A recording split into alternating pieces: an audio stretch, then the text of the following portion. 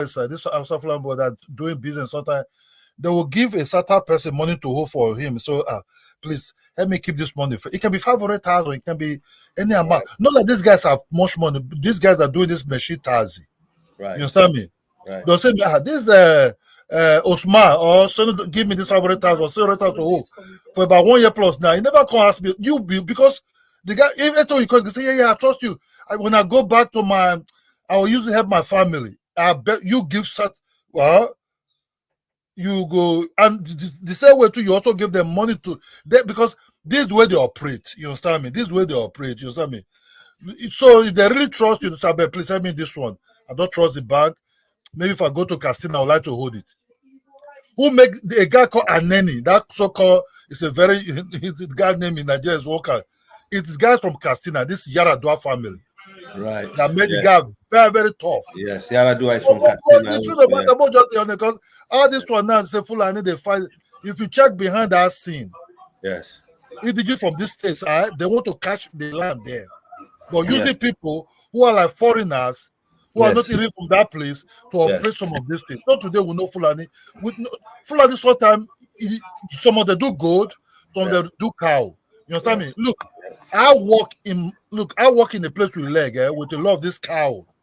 Yes. These two guys were Fulani guys, right? Even when they're holding their AK-47. I mean, when I come close, they just give, I don't know the noise they make. The cow just give me space.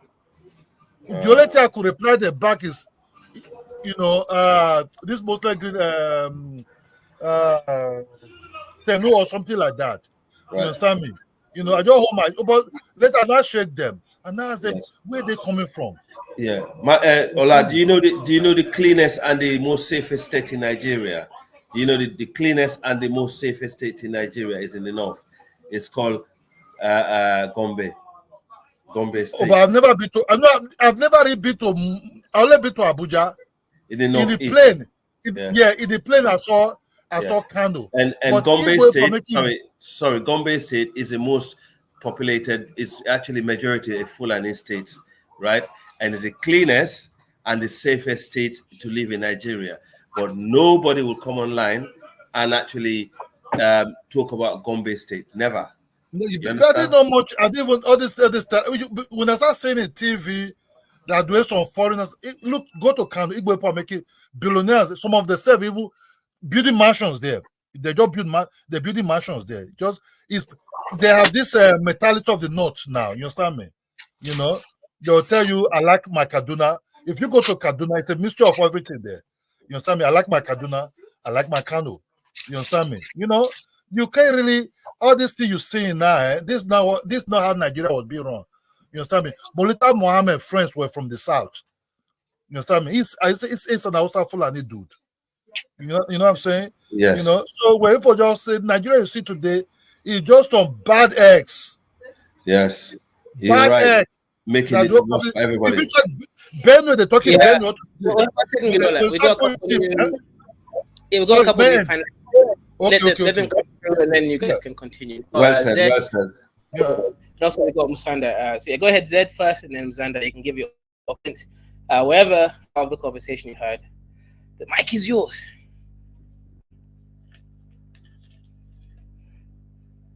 Is you there, Zed? Oh yes, I am, and I don't know where Kaizo. You have several degrees, or you have a PhD, something. Yes, correct. Okay, so I have a degree in economics. I have actually several degrees, but my first degree was in economics. And one of the classes I took was, in Ethiopia, we take a class in second year called developmental economics. I'm almost sure. So the same in other African countries too. And there are studies after studies after studies that have proved that when you cannot develop countries by importing rich people from outside. Black Americans will not help. If all Black Americans move to Africa, Africa will not be developed. Africa, I do not even know what do Black Americans have that. Did you? Okay, thank you very much for the entry, and I'll respond to that. I want to add context, and I also will use Ethiopia economy as a baseline. So before I respond to that, go ahead, Mr. Musanda.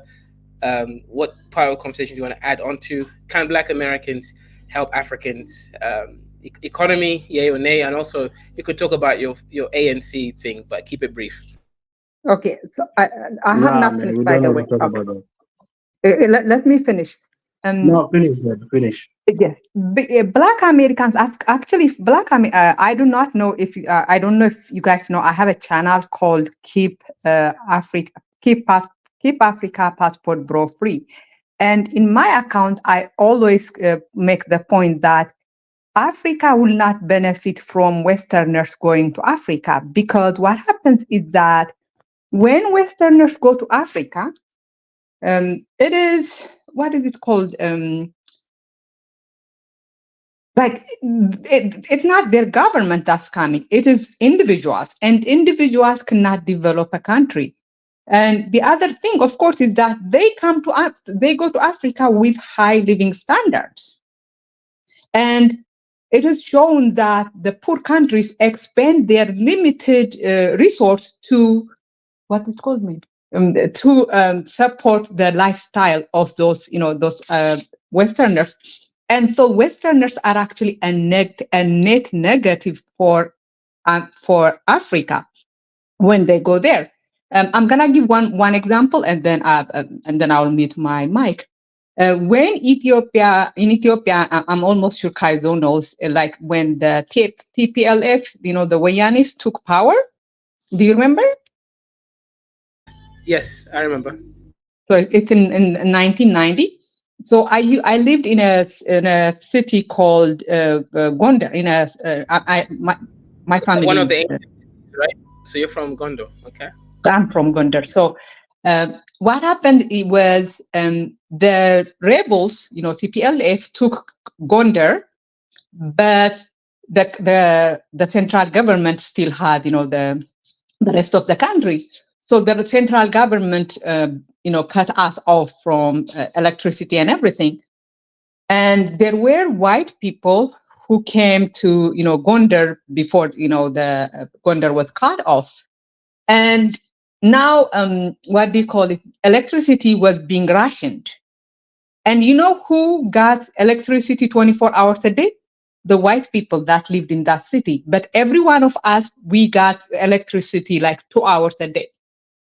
And that shows you that, that we are expending the limited resource we have to keep their lifestyle. So it doesn't benefit us. I wanted to hear from others who think that Black Americans coming to Africa will benefit us. Okay, thank you very much. Are you saying that were those Black Americans or were those white Americans? They were white. Actually, one of them, my brother was dating one of them. In fact, that's why I knew they had electricity 24 hours. So she was Australian. Yeah, I think they were white. Yeah, I'm trying to make a distinction. I mean, you're talking about white people, and I think the Kaizo was talking about Black Americans. So that's why. How different will it be? Black Americans have the same life standard as white people. What's the difference? Yeah, but more white people always have more money. I mean, it's a white nation and more spending power than Black Americans. By more political power too. How so? Yeah, I'm just saying, like the comparison. What do you mean how so? I mean, like on the real, what do you mean how so? Okay, in so America, let me hear your. Are you not supportive? That in America, no. I mean, you're asking me to convince you that in America, which is a predominantly white nation, white people have more spending power than the Black Americans. Like you want me to convince you? No, I'm not. I don't know if I made my. Yeah, this is Ethiopia. She's talking about the blackouts, right? Rationing of power. The white or rather foreigners had it better than the locals, right? So when a Black American, when a Black American comes to Africa, they have a similar. Remember, America is all about the passport. If you have the American passport, the government of any other country has to treat them as Americans. Exactly. So that already gives that kind of status. Yeah, what do you have against passport bros? I don't know Ethiopian about that, lady. man. A lot of Americans have died in Cape Town. Nothing has happened. No sanctions and whatnot. There was an American who got stabbed to death somewhere next to some colored Cape Flats. Nothing happened. I don't know. Maybe it just depends on the channel. The whole American government just deploys soldiers and kills whoever. There was even, you talked about passport borrows, Zed. I don't know if you know about Mr. Reed, something Reed. He was in Colombia and he got shot like in the head. I don't know if you guys, John Zola, you know the guy? Like he was shot. There was a video about it. He got shot. He bought a store. Like he nearly got killed after buying like a store in Colombia. And the American government didn't do any investigation on that. There are a lot of Americans that have died, even in Greece.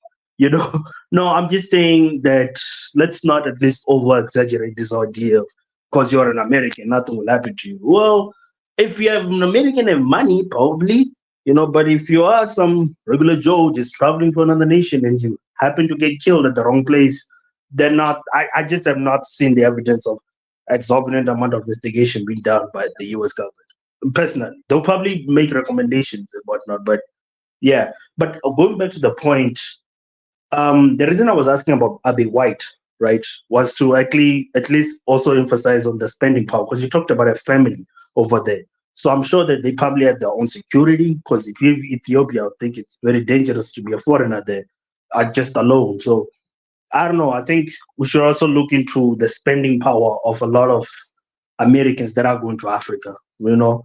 But to the title. Musanda. No. Yeah, go ahead. So I just want to go to the title. Oh. What do you want to say, The point Kaizo? I'm trying to make is that Black Americans have they have more spending power than the average African. I mean, they have a lot of money, more money than the average African, but they also come to Africa with a very high lifestyle, living standard. Most of Africa doesn't have access to clean water.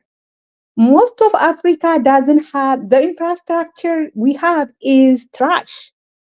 Our schools are, basic, but not even basic. Most of Africa doesn't even have access to good education. We do not have the life standard that they are used to. We do not have, we do not have, access to hot water. I mean, when you live in the West, your basic life, life standard is much higher than the probably the highest life standard of, an African. That's what the point I'm making. They are going to use our precious resource, and we will not get anything, whether they are Black American or white American. So that let me add here, right? And I'm going to use Ethiopia as a country. So there is a way Black Americans can help us, and it's a bit high level, but I'll try to explain it better, right? When it comes to Africa, what we need is something called Eurodollars, right? We don't have, our currencies are useless in the international markets.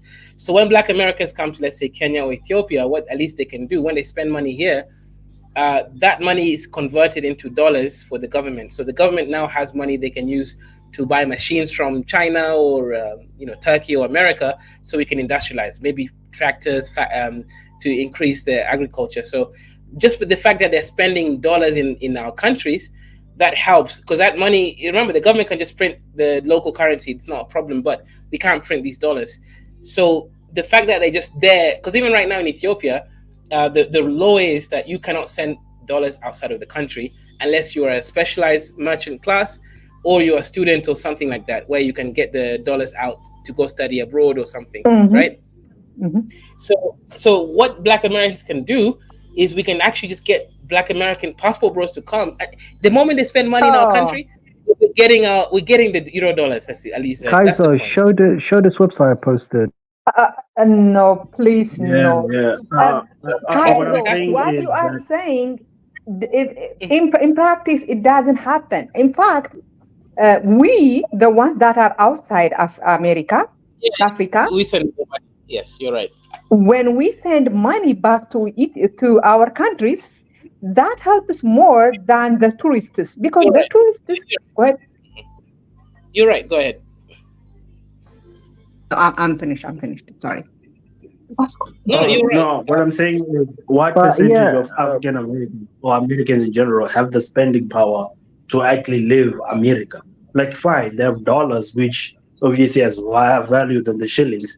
But the reality is, with the cost of living within America, how many Americans in general have a passport and are able to actually leave? I mean, people never really look into this. Do you guys know how far Africa is to America in general, right? Okay, no, 2019, Black Americans gave Ghanaians $2 billion.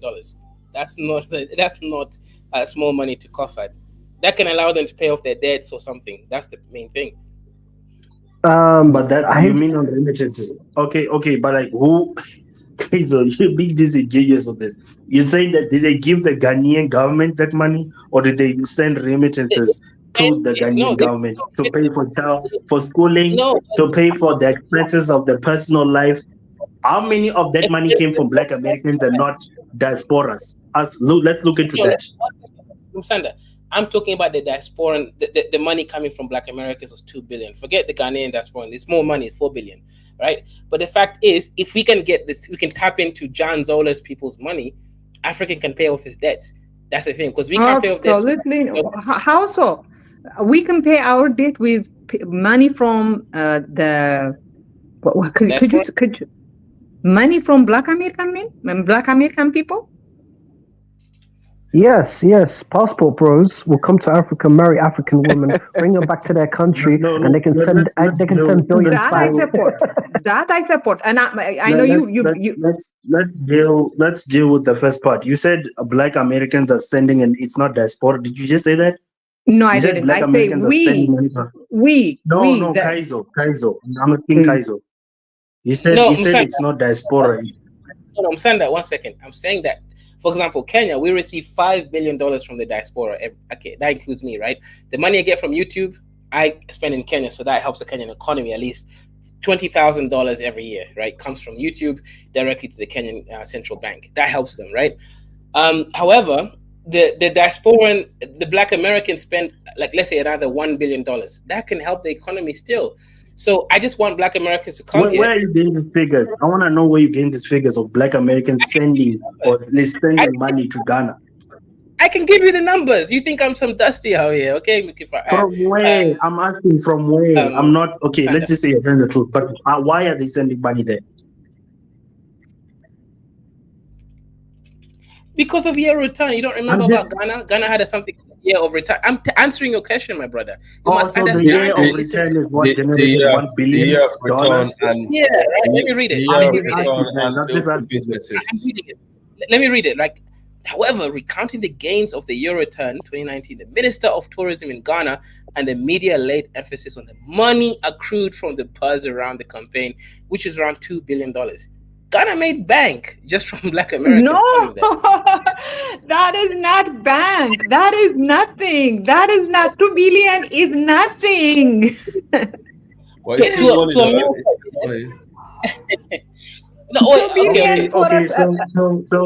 So let's deal with this number. Do Black Americans have constant money to constantly send another? So you're talking about sending $2 billion per year, having these Black Americans do a year. That's why we have this chance to scam them. No, but my point is, do they have the spending power to go to another Ghana in 1 year? Do they have the $2 billion to spend another year, or is that a one-off thing and that they're doing it the next year? Remember the Austin Holloman guy who started talking shit about Kenya? It's fine. And Africa. He said African women are poor. Okay, he did some bad things. But because of him, we have a lot of Black Americans who came here and spent money in Kenya. Yeah, he talks shit. That's fine. That is not helpful. How does it help you? Are you looking at, because this is what I'm thinking. When we're thinking about development, we're talking about the whole country, not 2 people, 3 people benefiting. Whatever people Austin Hallman has, has motivated to go to Africa, they are not going to develop the whole country. They're actually trash people. I don't even know why you. Look how ungrateful the Africans are. We come $1 billion in their country and they say that's not anything. Please, no. What We is the don't want you spending guys power there. of African Then why don't you Americans in send the money back? Africa? What is the spending Poor power? and starving and Let's Lesbian I deal with that. repatriate, give you $2 billion, and you're on the internet crying like a bitch, talking about $2 billion this is ain't not the nothing. mic guy. Poor ass Africans are biting the hand that feeds you. What? Okay, I will A third dip world in, but let shithole me say getting this. $2 billion is nothing to you. So that these people and $2 I'm billion not beneficial. isn't a lot of money now, is it? No, it's not.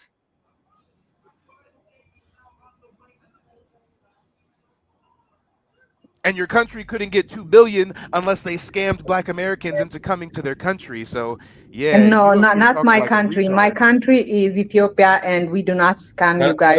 Can I ask you a question, my sister? What is your problem with Black American? Do you have issue with them or? No, actually, I have been saying this over and over, but it always gets ignored.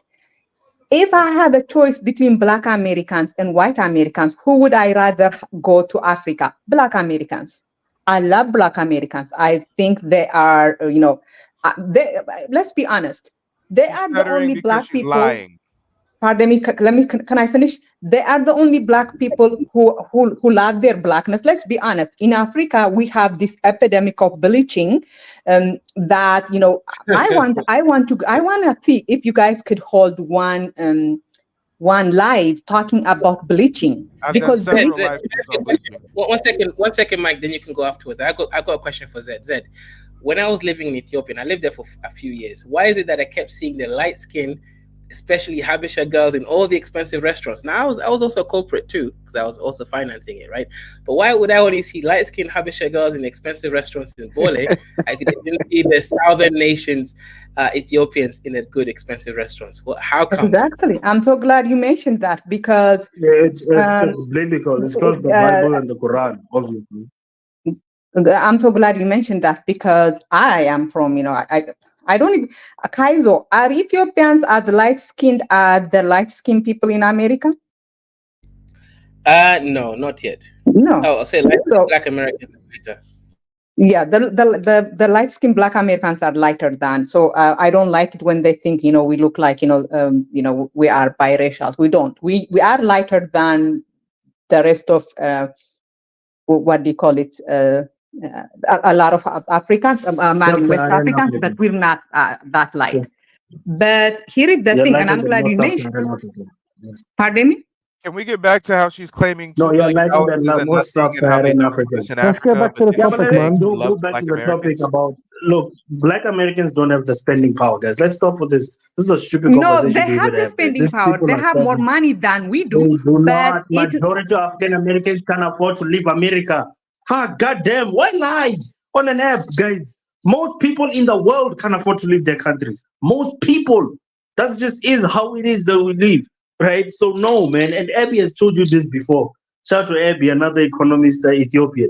The only way, if you really want to actually help Africa, is to understand a company or an institutional something. Like, let's say a Black American with a steel company and producing steel from Ethiopia. That will help Africa than having Tyrone go to Africa. Like, the reality is individuals have no power at all. When's Africa going to do something for us? Why are we always giving Africa a handout? There is no us. Stop the cap, man. Well, I mean, Ethiopia did something for us. So don't stop the us thing. Hey, maybe you can educate me. What did Ethiopia we do not. By the way, the handout you give to Africa doesn't help Africa. I'm trying to hear Josh speak right now, Zed. Relax. I'm trying to hear what your country of Ethiopia did for Black Americans. Go ahead, Ja.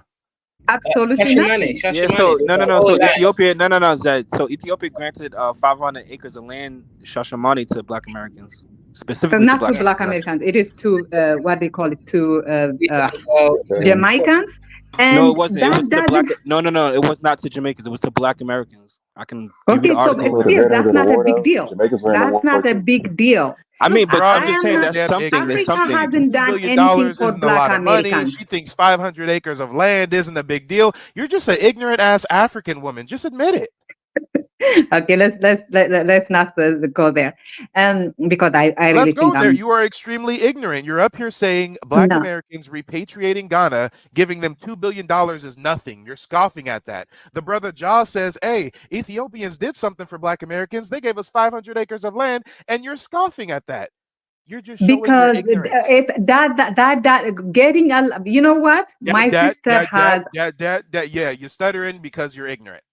And you don't know what to say. No, I'm stuttering because I speak two languages. When you speak in your second language, you're gonna stutter because you are trying to translate from I speak with Africans all the time who speak English without stuttering like you do when okay, you're called out. My dear, are you here to pick on me, or are you here to communicate? Because this room was fine before you entered. So let's go back to talking civilly. Let's not disrespect the woman. Cook the other Africans. Please, let's not do that. I am so tired of this sexism. You don't have to respect me because I'm a woman. Respect me because I am a fellow human. Anybody that says $2 billion isn't a lot of money is ignorant. Yeah, 1 second, Mike. Just a second. Okay, you know that I misspoke. What I really meant is don't disrespect too much the other content creators. Exactly. I am so tired of this, oh, women first, I do not want that. I want you to respect me because I am a fellow human being, not because I am a woman. So let me, $2 billion means nothing. It doesn't do anything. For how big is it might do something, but it's not is going to change the economy of the country. How big is why Ethiopia? I call her ignorant. Ghana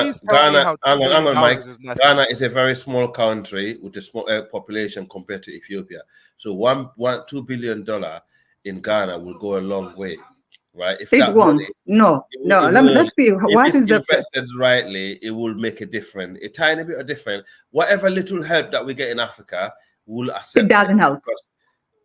That's not how you develop a country. You don't develop a country by that money is gone to the private sector, by the way, because why does this woman think she's an expert on developing countries? Yeah, and she's studied economics. Obviously, she just said it before you came here. Who are you? You're probably living in your mom's basement. Studied some textbooks. That you means live in your mother's basement, man. Economics, is that right? Pardon me? Do you know what the GDP of Ghana is? By the way, do you know the difference between how GDP is? GDP I just asked you, do you know what the GDP of Ghana is? Yes or no? I do not, but I could, I could find. GDP of Ghana is 73 billion USD. So Black Americans gave Ghana 2.7% of the GDP. Do you know GDP measures? What GDP measures is gross domestic product in one freaking year. It doesn't measure it doesn't measure, the fact of the matter is Black Americans generated Ghana. Yes, Papa, you're talking GDP and you are comparing two different things. What Ghana gave them in money, in dollars, is not what GDP measures.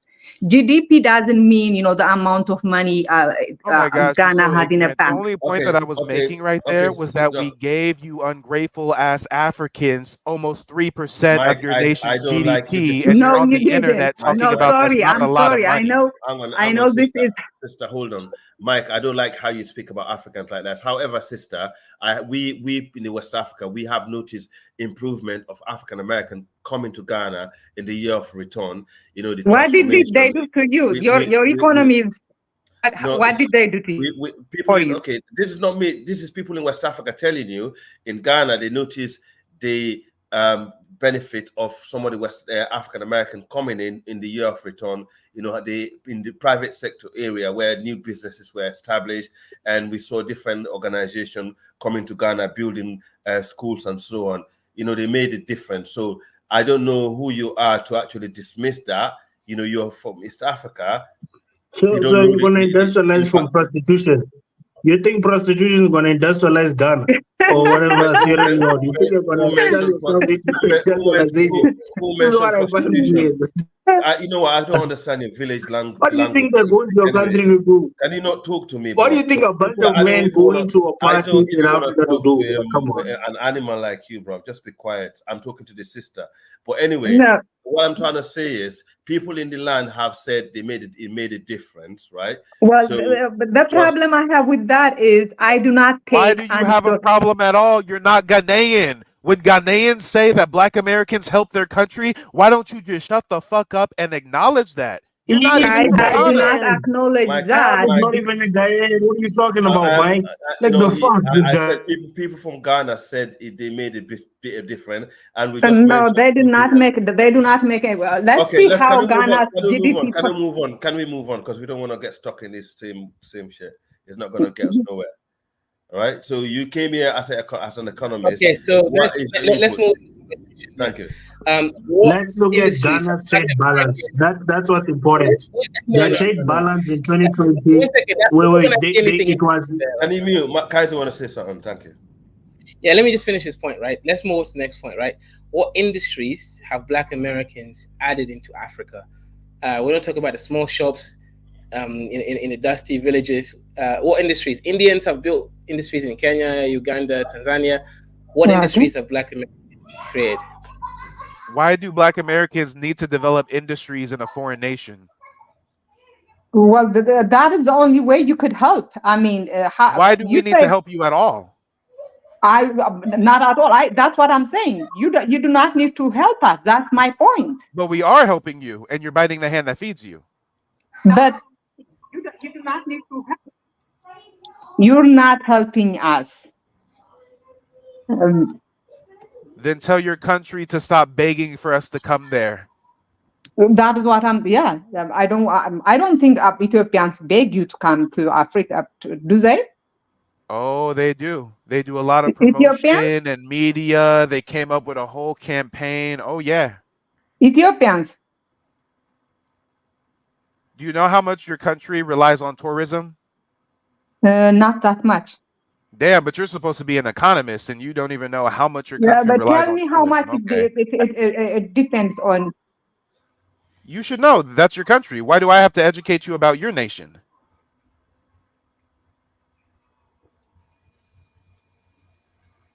This woman is stupid. Yeah, I don't understand. I don't understand where the economists come from to that degree, but it doesn't sound. She's not representing herself well at the moment, unfortunately. But Kaizo, can we move on? I refused to. You guys want to solve Africans' problem. You know, like what do they? Africa problem should be solved at a macro level, not micro level. You cannot solve problems at a micro level. Yeah, are you a socialist? Are you a socialist? Pardon me? Are you a socialist? Am I a socialist? I am. She's studying. I'm not a socialist. She's stuttering because English is her second language, guys. It's not because she doesn't know what she's talking about, right? She's not, because I know I'm getting somewhere. She is a socialist, right? I'm not a socialist. I'm actually anti-socialist, but yes, I do believe that the government should be the one changing the system, not people, not the people. No. So you're a socialist then, because basically you're saying the government should do the job, not the people. You're a socialist. Sounds like she's a communist. Yeah. She's a socialist commie. Your type of economy is what destroyed Africa, and that still left us in the dust. Please let's AI. You know her country. Yeah. Oh Lord, she just ran away. Yeah. AI, her country. I just gathered her in our old thingy. She's a socialist, brother. Well, let's move on anyway. Yes, Dr. You know, it's funny. Her country's economy is controlled by the government. There's no private enterprise. That's why it's shit. And the Chinese. Yeah. Yo, man. I mean, I know y'all niggas ain't judging Ethiopia. That actually owns Stop that using shit. that N word. Like Kaizo, can you stop you from using the N word? Nah, man. I find it weird how people who are in war-torn countries, some of them don't even own their own diamonds, are talking shit about Ethiopia. I just find that weird. Man, what country are you from, Mr. Musada? Don't listen. He's not even worth pissing on, bro. Mike, don't talk to him, bro. Okay. This guy's I not shall even save worth my pissing pee. on. Thank you. But yeah, Kaizo, can you restart this thing, because this is getting all silly. And the economist that came on is actually letting us down. So let's speak to the real economist, Kaizo. Go on. Okay, so shout out to you, right? Now, okay. The real economist. No, yeah, I'm Sanda. Hey, wait, No, I mean, the reality is that actually makes sense, but I mean, Zed knows what euro dollar market is. I bet none of the people yet know what the euro dollar market is, right? She knows that what euro dollar is. That's true. She definitely knows it, right? That's saying a lot for most Africans. Most people here on the chat, and unfortunately, don't know what euro dollars is, right? I think Zed is trying to say it's not significant that the help from the Black Americans adds value to the economy. So she's kind of saying, okay, look, Black Americans can do their thing, but unless they're, okay, for example, the Chinese, right? The Chinese in Ethiopia have built so many factories in leather production, like talking about shoes, all that kind of stuff, and they're selling international market. That's bringing in a lot of money. So she's saying, look, Black Americans, because they're not organized as a group, they don't invest as a single unit. So they invest here, there, and nowhere, right? It's like hey, okay, some of them invest, some of them don't, and I get that point, right? So I can't really come for her too hard on that point. Now, Dr. R, the Ethiopian government does control. They don't invest, they spend. They don't invest, guys, or they spend in Africa. Exactly, they don't invest in Africa. So the difference between spending and investment is, for example, right? I invest in both Ethiopia and Kenya, right? I have a company. We employ mostly Ethiopians because I don't trust the Kenyans. They always ask for more money. But the Ethiopian employees, right? We pay them good money, $1,000 per person per engineer. The average Ethiopian is being paid $250 a month. So $1,000, that's like 4 times how much they usually would get paid. They're happy, they do good work, right? So I help Ethiopian government because I employ people. They're not just spending the money, they're actually being employed, aka earning the money and giving it directly to the central bank. So I think she's trying to say Black Americans should do what I do, which is actually employ people. Because think of it, right? There's 4 employees, each one's getting $1,000 a month, right? That's a lot of money by the end of the year. That's like, I can't do math, right?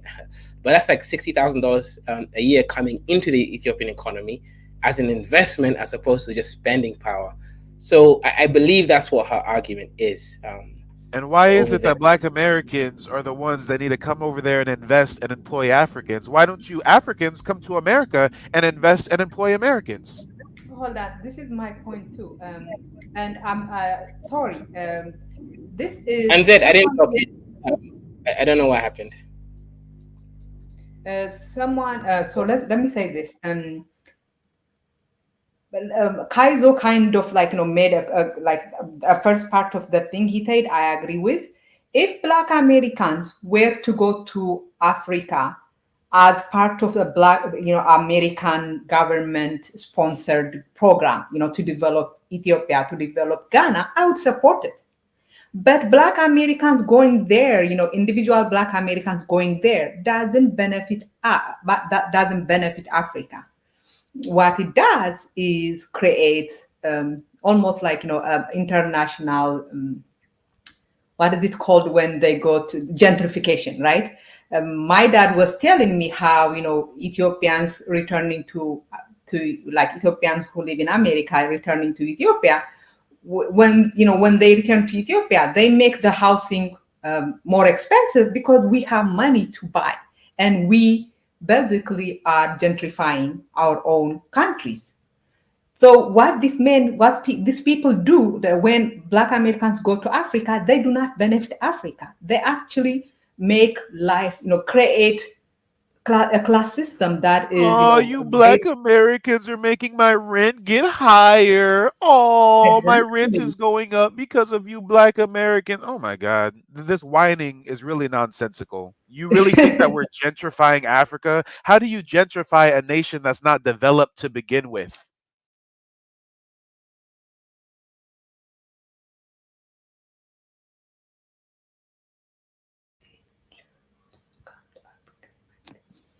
So yeah, so that's my point, Mike TV. This is what I'm trying to say.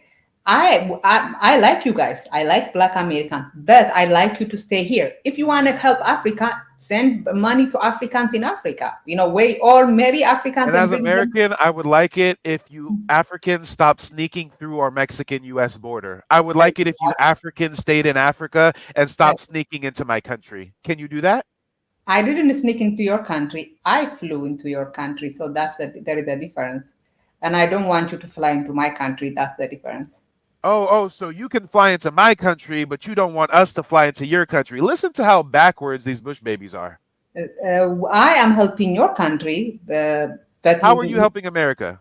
I am, my education that I got from in Ethiopia helped you, help you guys. What education did you get in Ethiopia that was even recognized in America, let alone helped America? But I know why you don't understand, because I don't think you went to college. I mean, I asked you, what's the education that you got in Ethiopia?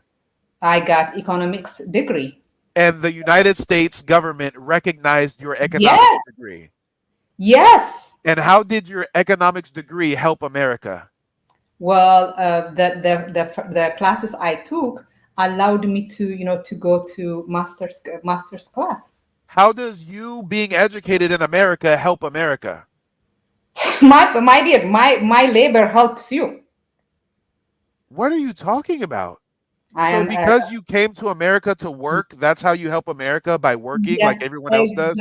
Exactly. If it was not for immigrants, right now America would be facing the same problem. How does you working in America help America? Are you saying it's because of the money you spend in America?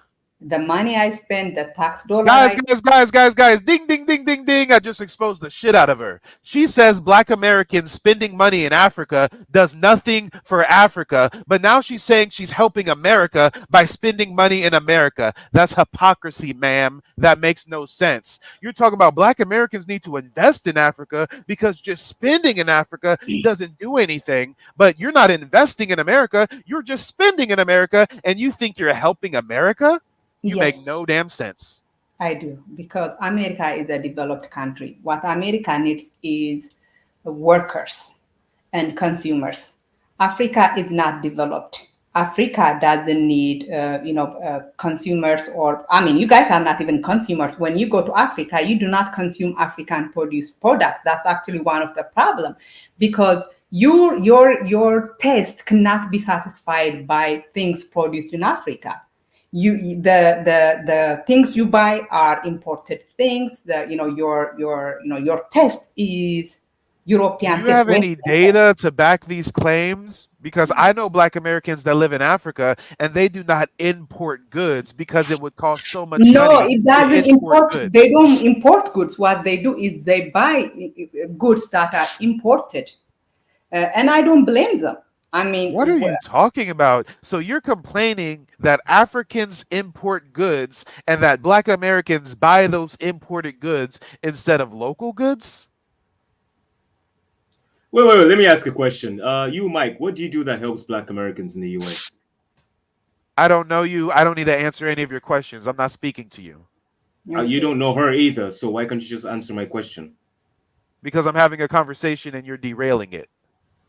No, I'm asking a question which is linked to what you're asking her. What are you doing to help Black Americans? And I don't have to engage with your ignorance. Okay, you're a waste of my time, sir. You're a waste of my time. I don't need to answer a fucking African on what I do for Black Americans. You're a waste of your time because you're asking questions where you yourself don't even do those things. You're a hypocrite. That's what you are. And you're a Bush baby that came to derail the conversation because I just exposed your quote-unquote economists. Yeah, and I'm up here saying that Black Americans don't do anything for How'd Africa. you ask a question when you yourself you don't even do those Ghana things alone? And I came up here to challenge that, and now you're upset that she's getting exposed, so you came to derail the conversation. I don't want to speak in Africa. I don't know that's the beauty with Africa. We don't deal with hypocrites. You know, we don't deal with hypocrites. We're facts. We deal with facts. But you're just a full hypocrite. You're shouting, accusing someone of not doing something when you yourself don't even do it, nigga. You don't know what I do or do not do, and it's not. Answer my question. Well, answer the question. What do you do that helps Black America in the U.S.? Sir, I'm not going to entertain you.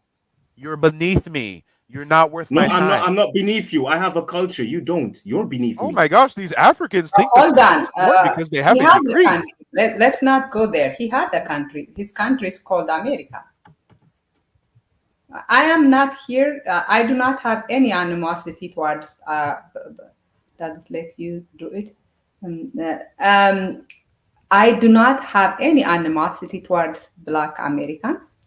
I am just telling the truth. And the truth is that Black Americans will not help Africa. In fact, we should be keeping Black Americans, white Americans, everyone out of Africa. And we should keep you out of America. Will you go back to Africa, ma'am? Papa, I am helping your country. Will you go back to Africa, ma'am? No, I won't. Well, so these Bush babies gonna flee to our countries and tell us that we can't go to theirs. Okay. No. You can go. You can go. I mean, I'm not the border politician, but I would rather you not go.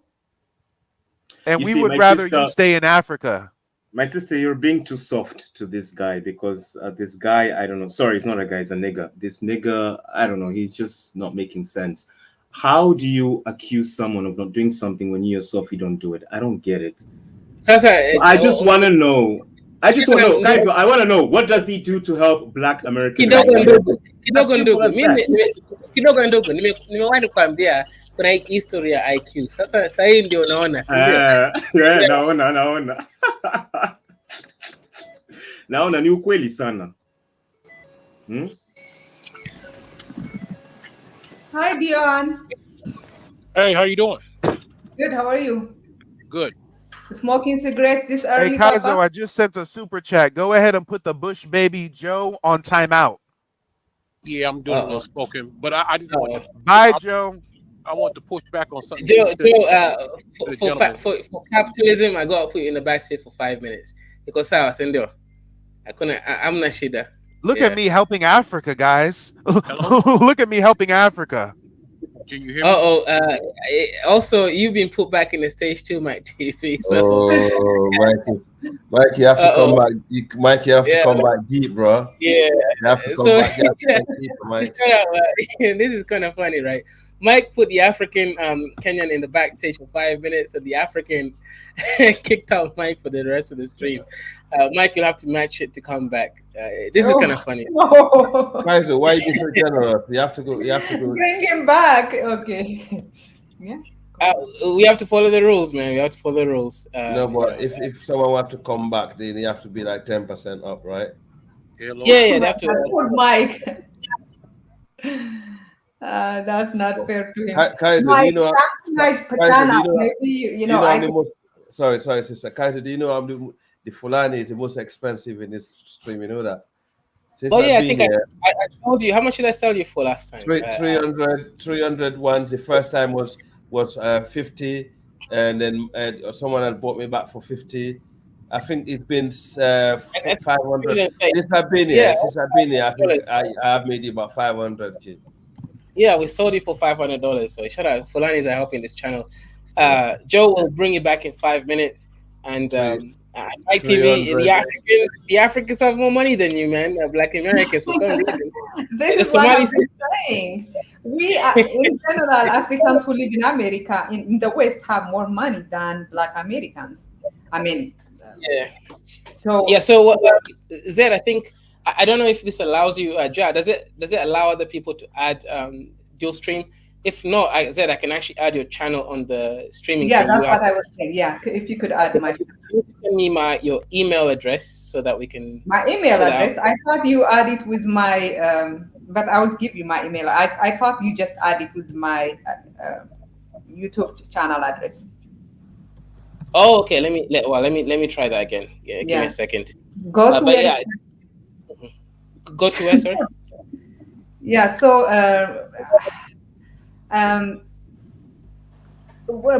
Kaizo, English is not my first language, so I have. What is it called? When you try to solve a problem, like one at a time, like something like instead of dealing with the whole problem, you are like trying to solve it one at a time, like a little bit at a time. What is it called? I forgot the official name, but I know the concept you're talking about. What is the concept? What's the concept? Yeah, so the concept is your Casa, spell Casa, laugh out loud. You might be coming back, you know, you never know, you know. I reckon he's going to look for his bank account, spellcaster. So don't count him out yet. Don't count him out yet. Yeah, sorry, Mike TV has money, right? He has people supporting him, so he might be able to bring himself back, you know, to the channel. So I definitely see him, you know, coming back. Yeah. Okay, so I'm adding your channel right now. What's your email address? I think that for the channel it is. Yeah, put it in the back chat, and I'll see if I can add it right now. I think you go to the edit part and then you add my channel. Yes, because that's what I'm doing right now. I actually like this conversation better than the one I do usually. You know, this one we could really talk about, you know, almost at intellectual. This is like this. Hold on, what? This is a good topic, and I have been saying that Black Americans going to Africa will not help us help Africa. Africa should be, you know, developing itself, or you know, the best way for us to do is maybe, you know, team up with America, and you know the way Kaizo, I was listening to you one time and you were talking about South Korea. What did you do? Oh yeah, I remember. Check the chat 1 second. I did. So could you talk about that? Yes, I'll bring that up in a second. Sorry. Yeah, send me answer the question that I've said on that email, then I can add it right now. Yeah, you know, but Zed, here's the thing, right? I've been saying this for a while. For the last 2 years, I've been streaming. I talked about, you know, Black and African people doing multimedia streaming. It's kind of funny that this year everything just took off and people were willing to work with each other. Before, people were very competitive. They didn't want to, you know, do things the right way. Oh, is it working now?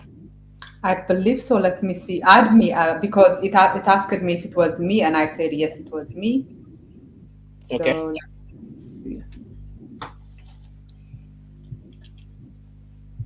yeah, Joe, give it 2 more minutes, and you can come back to. Again, I have to be fair.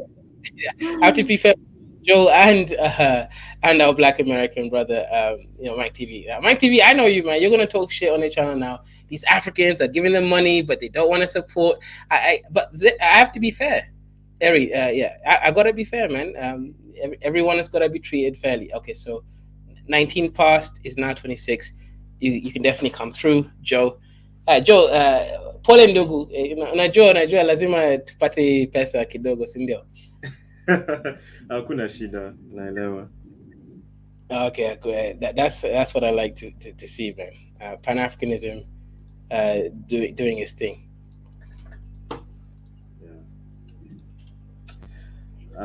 Yeah. So, Zed, where are you from, by the way? I'm from Ethiopia. Where are you from?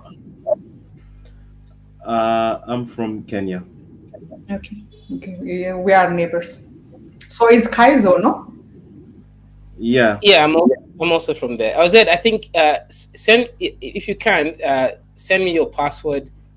You can change it later if you want on the email, and then you know. Why that? Oh, for me to add you as your channel, it says yeah. It's okay. I need. Don't you worry can change your password in a couple minutes.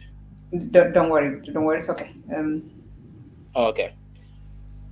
Oh no, my shirt is not Ethiopian flag. It is a Ghanaian flag. I was in Ghana in 2014.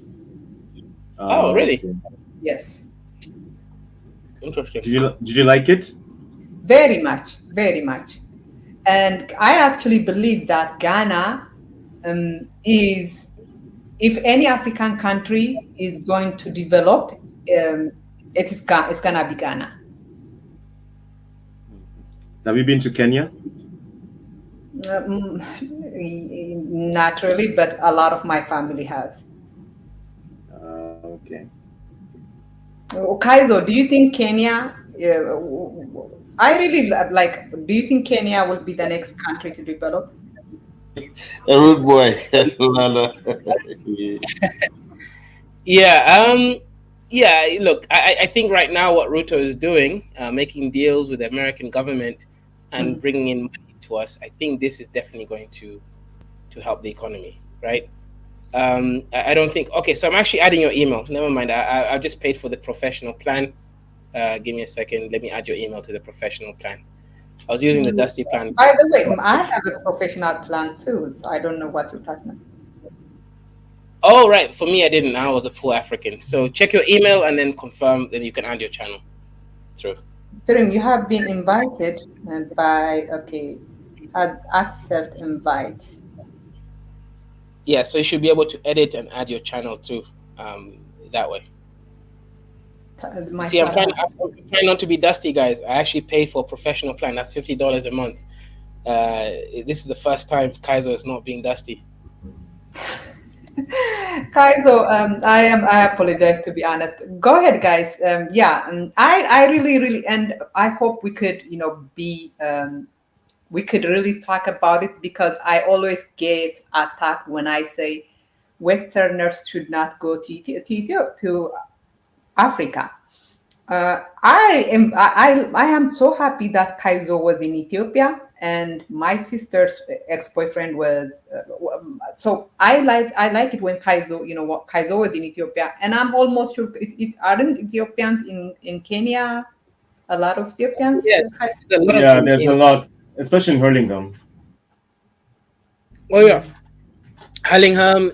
If you also go to a place called Ngong Road, there's a lot of them over there. One of my favorite restaurants is called Asmara, and it's not. They call it Asmara, but it's actually Ethiopian. It's not Eritrean. But yeah, they just call themselves Asmara. To pretend they're Ethiopians.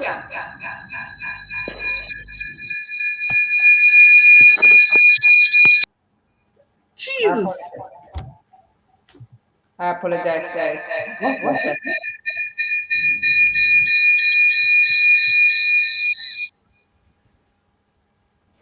Yeah, Zed.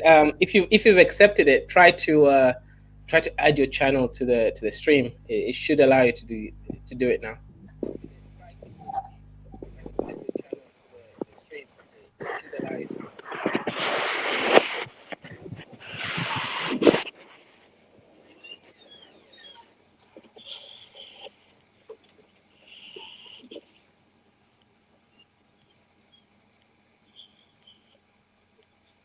Try to click the edit and then add. See if you add new destination. That might allow it.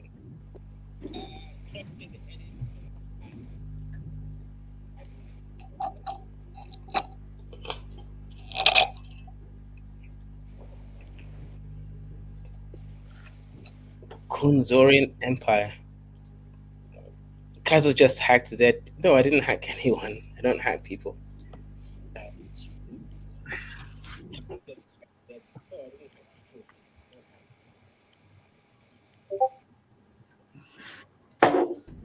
Yeah, and also the rest of you guys watching the show, if you want to support the channel, send a super chat. Chilani super chat to kick out Mike, paid for the professional, for a month. So appreciate that, right? I'll support Dusty Media African, shows. We're trying to apply household level law making to international law, which yes is fine if you have a high level household using high level processing. Yeah, that's a good point. Yeah, we've got a couple of new guys. We've got Nguni Cattle. Nguni, what happened? You've changed from Dama Cattle to now you're Nguni Cattle. Nguni, what happened? You changed from Dama Cattle to now you're Nguni Cattle. Nguni cattle are cattle like native to basically South Africa. They're basically the same cattle that the Zulu. Yeah. I just been doing research and stuff to different aspects of agriculture, livestock in Africa and that type of thing. I do plan on being on the ground in Africa within like 10 years. So it always helps to do, your research and stuff early. But yeah, I know the lady dropped off, but I was going to respond to her, and I was going to say that like a lot of the stuff she said didn't really make sense. Like she said she's in the United States, but then she doesn't want like Black Americans to go to Uganda. But then she started talking about Ethiopia. She started talking about that when Ethiopians like go to the West and then they live for a period of time and they come back to Ethiopia, they make Ethiopia more expensive. But those are two totally different things. Like she did not equate, those things. But like, and I believe the lady came back if she would be able to respond. But like an Ethiopian leaving Ethiopia and going into the West and then coming back to Ethiopia and making Ethiopia more expensive. You said that they make Ethiopia more expensive because they have the money to buy. Okay, but it might just be more expensive because maybe they buy more of the land. So so it maybe it's a supply thing. Maybe they come back, they buy more land, and they build houses or compounds or whatever on that land. And maybe that's the reason the price goes up. Not necessarily because they're in the West, but just because when they come back with the idea of buying land to build homes or build housing or maybe even businesses or what have you. But and then that's different from like a Black American coming from like America to somewhere like, for instance, like Uganda, and either like renting an apartment or like maybe a house or something. Okay, it's a totally different thing because one is people in a nation leaving and then coming back, and another is people living outside of the nation, coming there as a foreigner and then buying property, but then they're still spending money in the local economy there, so they're actually circulating their money in the economy there. So to me, those are two totally different things. No. So this is what I'm saying. I don't know, this obsession with land. Ethiopians, the Kenyans, Ghanaians, there are people in our countries that can buy land. It is not, and we have educated people everywhere in Africa. The problem is not the lack of education. The problem is not people who cannot buy land. But what happened, for example, in Gondar's case, let's say there is a land, right? My dad wants to buy and maybe build, my dad likes to build rental houses. He wants to buy a land and, turn it into a rental place, right? Maybe my dad has 50,000 birr, and he takes that birr to buy the house, right? Whereas someone who came, an Ethiopian American who returned to Ethiopia, he might have 150,000 birr. Who is the owner going to sell the land to? Of course, to the Ethiopia. Okay, so are you talking about Ethiopia or Uganda? And didn't you say you were Ugandan? No, I never said I was Ugandan. So you're Ethiopian then, right? Yes, I have. Okay, so we're talking about Ghana earlier. You have an Uganda, issue with like Black Americans coming into Ethiopia, right? To any part of Africa. Do you know that Ethiopia is that's the weird part. Why are you expanding it to all parts of Africa? When you're only from Ethiopia. Did you read but you're saying you're expanding it, like it's like you're like you have dominion over Ethiopia. Only controls Ethiopia. Ethiopia doesn't have dominion over all of Africa. What does the title of the title say? Repeat that. What does the title say? What do you mean? What title? Of this. And Black America helps Africa. Okay, I mean, yeah, I mean, I can see the title, but you sitting here talking about you're from Ethiopia. Yeah. But then but then you're saying, well, I don't want Black Americans coming to. It's the fact. Let me ask her this first. Let me ask her this first, because I was just on the Kinganda channel. Do you have a problem with the Indians coming to Africa? If they are coming like as Indians, yes, I do have like as separate, like just like representing themselves. Yes, I do have problem with them going to Africa. Okay, because the Indians are in Uganda, they're in Tanzania, they're in Kenya, they're in many parts of East Africa and even South Africa, even going all the way to West Africa. Mm-hmm. And a lot of them live there because they were placed there by the British Empire. Like when that area was when Africa was under control of the British Empire, when the British Empire went away, a lot of them stayed, and they actually run a lot of the economy in Africa. And I know that from looking at the Kinganda channel, because you guys, you Africans, you guys actually make it easier for foreigners to come in, and specifically these Indians to come in and have businesses than you do for your own citizens to have businesses. That's the reason why. No, they have more money than our own citizens. And yeah, but you make it easy. See, the thing is, y'all how do you make it easy? Because here's the thing with Africans, right? Y'all have such a thirst for foreign money. And I saw this on the Kinganda channel with O'Shea. He was even talking about this, that you guys literally have policies that make it easier for foreigners to come into your country and gain access to capital and build businesses than for your own citizens. Kaizo, can I inject? Your banks will give a loan to a foreigner, to an Indian, to start a business in Africa before they'll give it to a native African or a native Ethiopian. Can I inject, Kaizo? All right, so let me just go ahead. Yeah, I don't think it's just a Kenyan or an Ethiopian or an African thing. I think it's something that's happening all over the world, because the same Indians you're talking about, they are also like the millionaires in the UK. I mean, they even managed to reach up to the prime minister level, and the prime minister is actually richer than King Charles in the UK. I don't believe so. Well, yeah, it is. It was shown statistically. I saw the other day. So every country, I don't know why, but there's this system that every country has to favor immigrants. They have to give priority to immigrants first.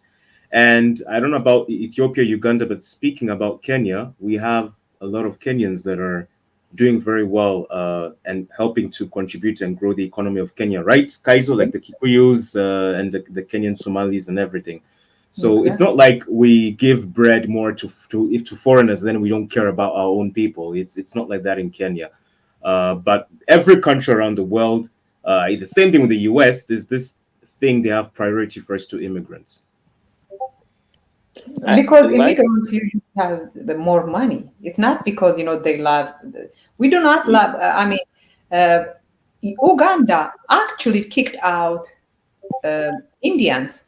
I do not like Indians in my country. If I have a choice between Indians and Black Americans, I will take Black Americans any day of the day. Because Black Americans, maybe after the second generation, they will integrate in. One thing I realize, any country allow immigrants to do very good. Look at Korea. Korea is doing very good. Korea allow immigrants. Africa needs to allow immigrants in the country. Because our own people is fair enough, so we should allow foreign to help. Oh yeah, so Zed, for you to add your channel, you have to go to live stream. Go to the main StreamYard and click on my email address. Then click live stream, and then you can add destination. Then you can add your channel that way. I'll do that. Anyways, I think I'm going to go now. I mean, to go in a few minutes. So next time you have, let me know, okay? Especially if the discussion is like this one. All right, but let me just ask one thing. You said you live in the United States, or you're? I do. You currently live in the United States? Yes, I do, my So why are you telling Black Americans not to come to Africa when you're in the United States? I'm a Black American. You're in my country right now.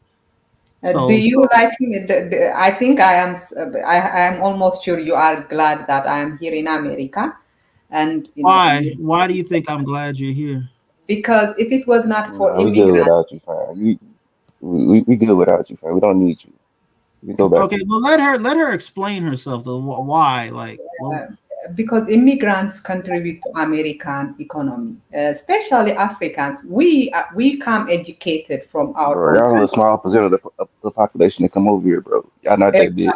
Very small population. In fact, like less than 1% of Africa is in America, so it's not that many of us. So how are y'all helping America then? Well, we are more educated than the average, the average American. We are younger, and the population. Your population is aging. Your population. If it was not for immigrants, your population, the growth would be, going down. So, excuse me, guys. But I think here's the thing. African don't care much about race, but you guys, African Americans, care more about race. We don't care more about race. We don't care about that. We don't care about our race in Africa.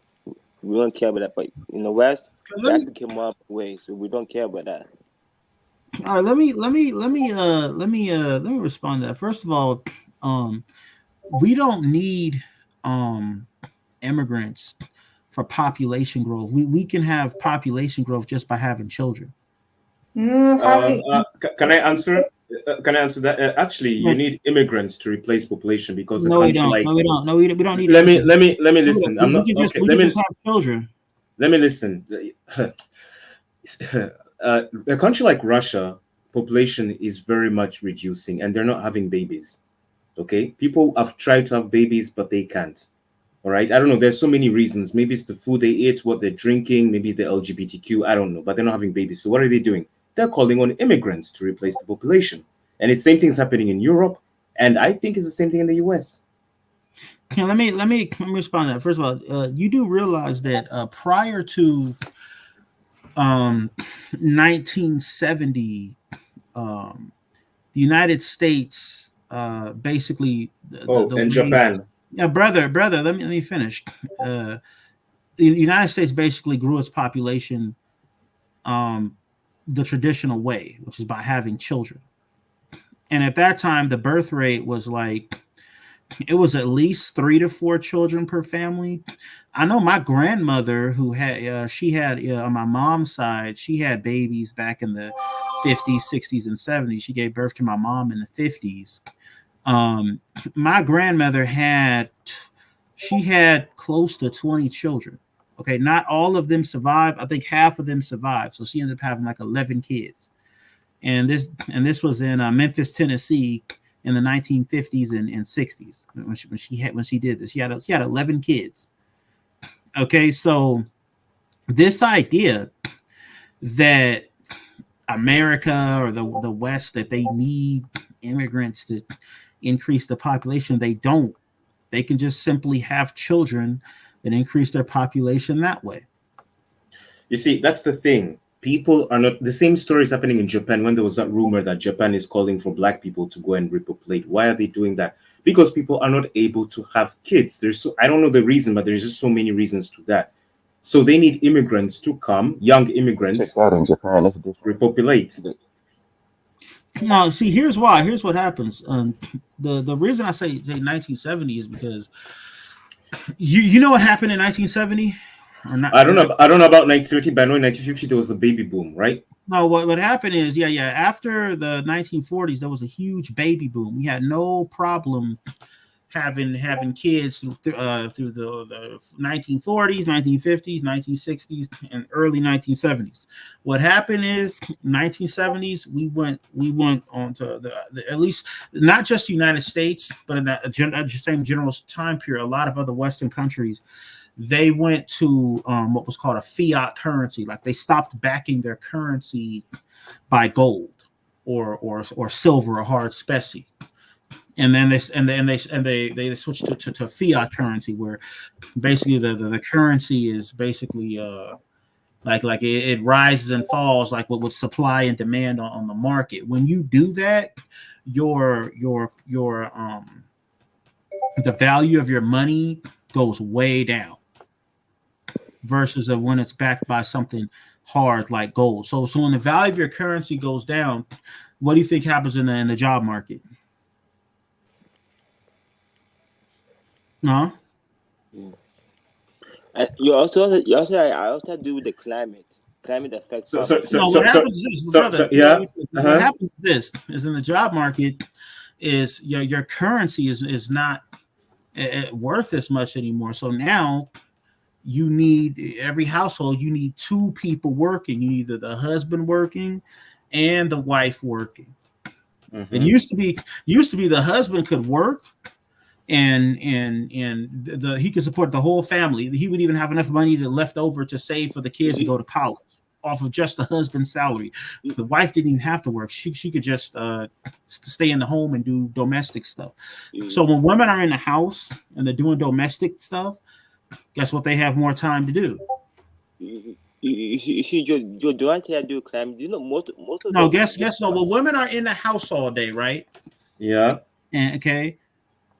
And they're there all day, and the man is at work. What does that woman have more time to do? I don't take care of the kids, the house. Yeah, exactly my point. So when you have a society where the woman's at a house more, okay, and she has more time to take care of kids, okay, you think that society like that is gonna have more kids? You see what I'm saying? The husband comes back home in the evening, and that's how it's actually supposed to be. One of the parents, has to raise the kids. We can't have other people helpers raising up the kids. You see, Joe, you have to be like, you have to do with climate. Do I say that? Most of the world's highest population tends to be in warm climate. There's a reason for that. It's because in the cold climate it's so cold. People don't live in cold climate. That's why a lot of the Western world has population because of the cold climate. I don't think it has. I don't think it has to do. I think it has to do more with inflation than cold climate. I mean, human beings, the sex season for human beings is in the winter, man. Because in the winter you're always indoors. If that's the case, why is most of the world's population in the climate? Why are the warm climate area have the highest population? Why is it India have many people? Isn't it one China? Look, population has nothing to do with climate. Okay, it has to do with the fact. See, here's the thing in India. Most of the women in India are domestic and they're not educated. Only like the upper middle class and the elite women in India and the ones who are like really smart get selected to be educated. Most of the women in Have you been to India? Most of the women in India are domestic. So they stay at home. They take care of their babies. They help each other in the community take care of their babies. So they have more babies. And that's what happened. And that's what happened in the West is you took the women out of the home and you put her in the workforce, working alongside men, working the same hours as men. Yeah, that's true. And it's actually worse for women because women deep down, even though we promote them to be career women and all that, deep down inside, women are not as fulfilled by work the same men are. Women are more fulfilled by family. Wait, I have a question. Well, aside from French or German, why most European countries probably going down? Is there a reason for that? I always wonder that question. Wait, what's the question? So why are most Europeans populations going down? Yeah, aside from French or Germany or UK, most of the European France, Germany, and UK, they all have had negative birth rates, and it's because of the reason I told you. It's because they took their currency off of the gold standard and they went to a fiat currency. So now their currency is worth less. The US dollar from 1920 until now, okay, till 2024, the US dollar has lost over 90% of its value. Guys, let me ask you a question. Let me ask you a question. Go ahead, brother. Yeah, let me ask a question. No, let me just ask a question. Let's just be frank, because I was an Indian asked this question to another Australian in a group I was in Telegram. Let's be frank, because the same thing is happening in Australia and New Zealand. Why is the white population reducing and the population is growing in Southeast Asia and Africa? You. Even that's the only reason, bro. Hold on, guys. Because Hold on. their currency is not worth anything. But let's hear. I didn't hear the question. Can I hear the question, please? Why are the white European race birth rate is actually getting lower? It's reducing. The answer to that is No. Hold on. But the other the white ones are reducing, but the other ones are not. Yes. Southeast Asia and Africa. Southeast Asia and Africa are not. The population in Asia is reducing, and also not only the white population, even the Asians. Yes, everywhere in the world. You know what? Population. One mic.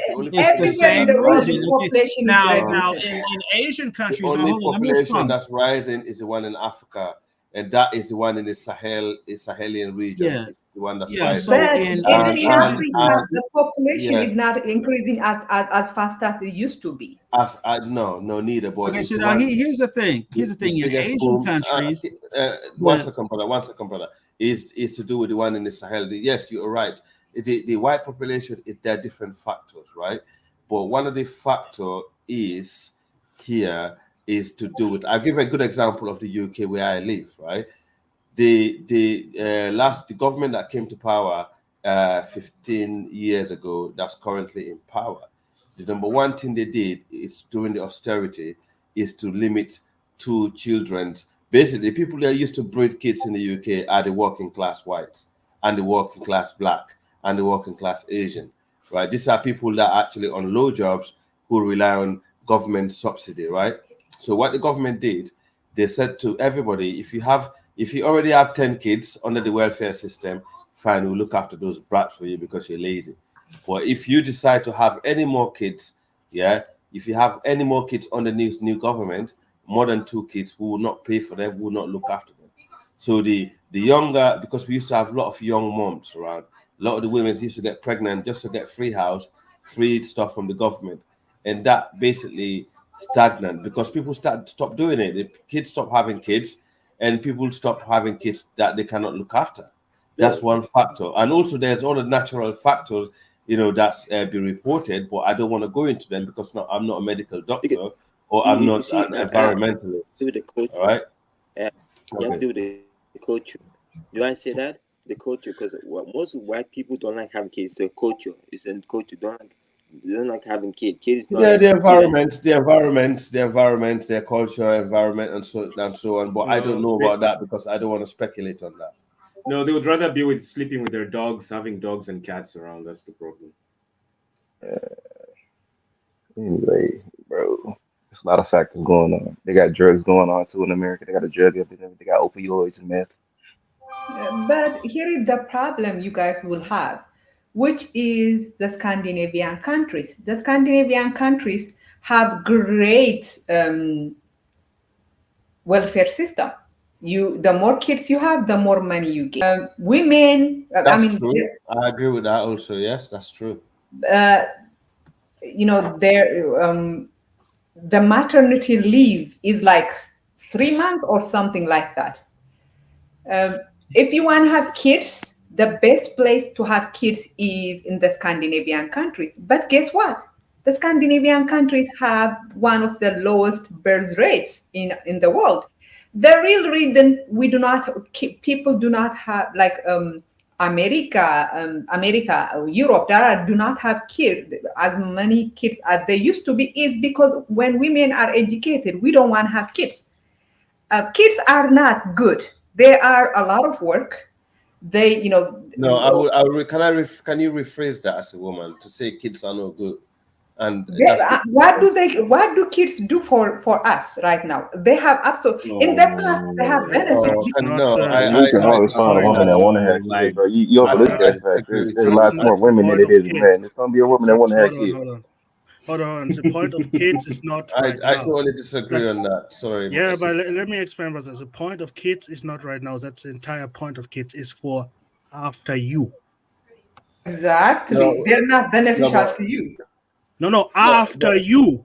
After you gone, kids are important. That's the entire point. But for you, for yourself, no, it's not right now. Right? If you think like that, you don't understand what kids are for. It's what I'm literally saying. Kids after are you. good. After you. After you. You're making the point that I'm agreeing with you. Kids the are educated not women don't want to good. do They're this good stuff. for people who are. But that's not a point. It's like saying, why is water wet? It's wet. That's logic. No, here is the thing. In the past, do you have kids benefit you because if you have more kids, can you you have answer more. my question? Can you answer my question? Do you have kids? Absolutely not. Zero kids. Yeah. Okay, that's why you're saying that. Then that's the reason why you said that. Okay. So guys, when we talk, guys, when we talked about why the European, of course, we talked about the impact. Maybe it's inflation. Maybe they just want to have one kids. I don't know what the reason is. But when I was talking about the other time when this Indian was asking the white people, like, do you think it's a punishment getting back to them after what they did to the Aboriginals in Australia and New Zealand? Because the white people in Australia and New Zealand and Europe are reducing. So do you think it's a spiritual thing? Do you think it's something that's getting back to them, or is it physical? You see, the reason why most European countries, why most European like immigrants to come to the country is for the cultural language to survive. Because the probably can't, then their language disappear. That's why they need immigrants for their language to survive. Other European language need immigrants for the language to survive. Because they're probably declining. That's why they need immigrants for them. Even Italy, do you know Italy is a lot of immigrants come to the country and prepare to come to the country. So Italy is realizing they're probably declining. So for the language to survive, they need immigrants for the language to survive in Europe. That's what Europe is not immigrants. Because Europe is realizing their people in the country are declining. So they need immigrants. So immigrants is very important for a lot of countries, especially countries that. But do they need black immigrants? Is the question. Do they need black immigrants? Yeah, they need immigrants for language to survive, for their own language. But are they taking the black immigrants? So They getting off type of other immigrants. Okay. Who can answer my question? So the fact that these white folks are reducing, and we are growing. Do you think it's a good? It's not only white. My brother. Yeah, Japanese and Chinese. Okay. Yeah. Is it a good thing for us? Is it a benefit that we should think about and take advantage of it? Is it spiritual, do you think, or is it just by coincidence? I don't know. You know what? To be honest, it's a very difficult one, isn't it? You know, it's a hard question. Yeah. Yeah, very difficult question. What is a good question?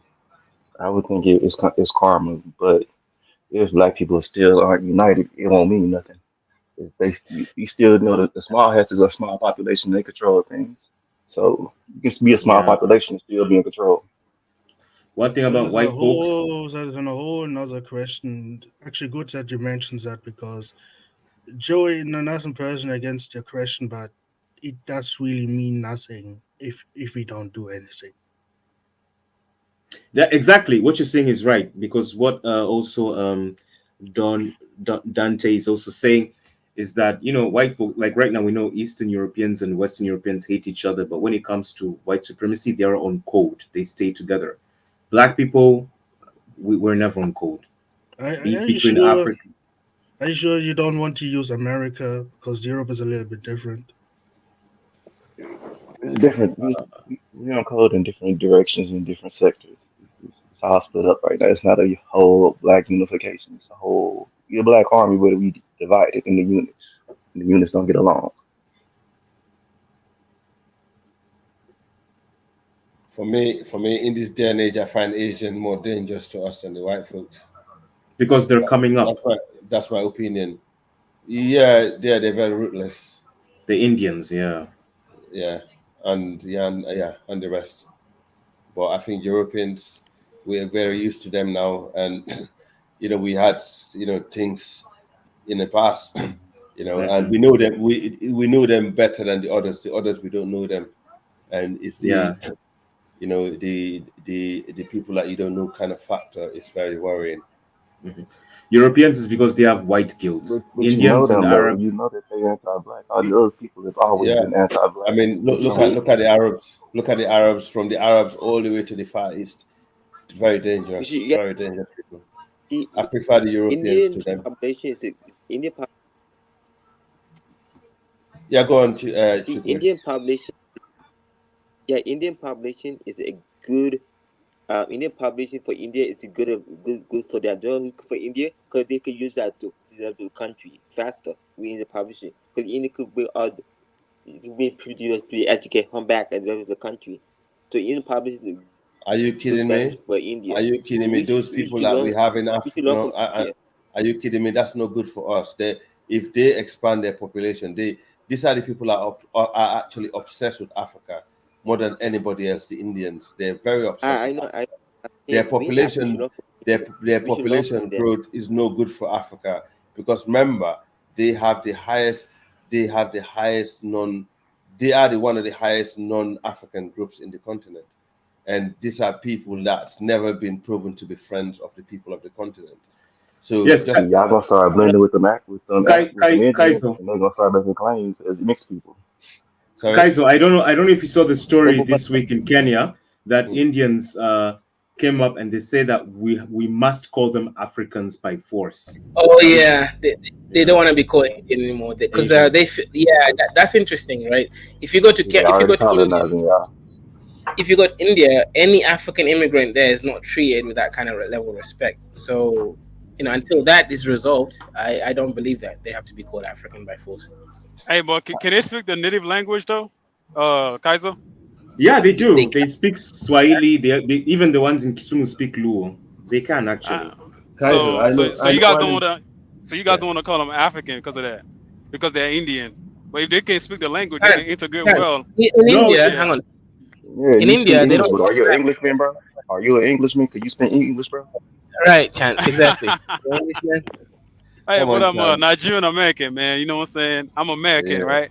Well, Nigerian. So what are you, Nigerian or American, bro? Anyone could be American. American history and American is different. And then anybody can be African then. No. Hey, but one thing. Listen, man. I think sometimes you guys are overreacting to this. They can be African, but just don't allow them to take control of your land, your resources, your politics. What about just no? See, that's what you get when you got an African that don't live on the continent. Listen, because in America, right? Anybody can. Yes, somebody said it. Somebody said anybody can be American, but ain't no way So a black not man anybody here can or be any. African now. That's Yeah. Hold on. Let me say what I gotta say. Anybody can what be about American. just no? Man, can I speak, man? God damn it. It's been Americanized, in America, right? No, calm down, bro. I'm not American. I'm still African, my guy. But what I'm trying to say is that, here in America, right? Anybody can be American. But the whites, they will not allow anybody to. There's certain things that they will not allow certain people to get in. You know what I'm saying? You can be a governor, you can be a mayor, but you still don't own shit here in the U.S., right? So that's the same mentality that all Africans, we need to have that to make sure that this Indian, because they're not coming there to play around. They're not coming there to joke around with us. They come here to, yeah. No, I hear your point, and let me tell you one thing. America is a land of immigrants, right? These are not land of nativism. The natives were being wiped out. We all know that, right? So let's put America aside. Europe, but Africa, let me just finish. Europe, Africa, and Asia, these are land of nativism. These are land of natives and tribes, right?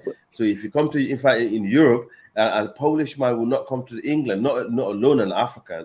A Polish man will not come to Wales and call himself a Welshman just because he speaks the Welsh language, or So let's make these things clear. The Welsh is for Welsh, English is for England, is for English. If you look at the stream, the beginning of the stream, guys, 1 second, guy. If you look at the beginning of the stream, one of our MP, who is a prominent politician who was born here, and he is actually potentially going to be one of the. Can you mute, Chuku? Can you mute, please? Mute.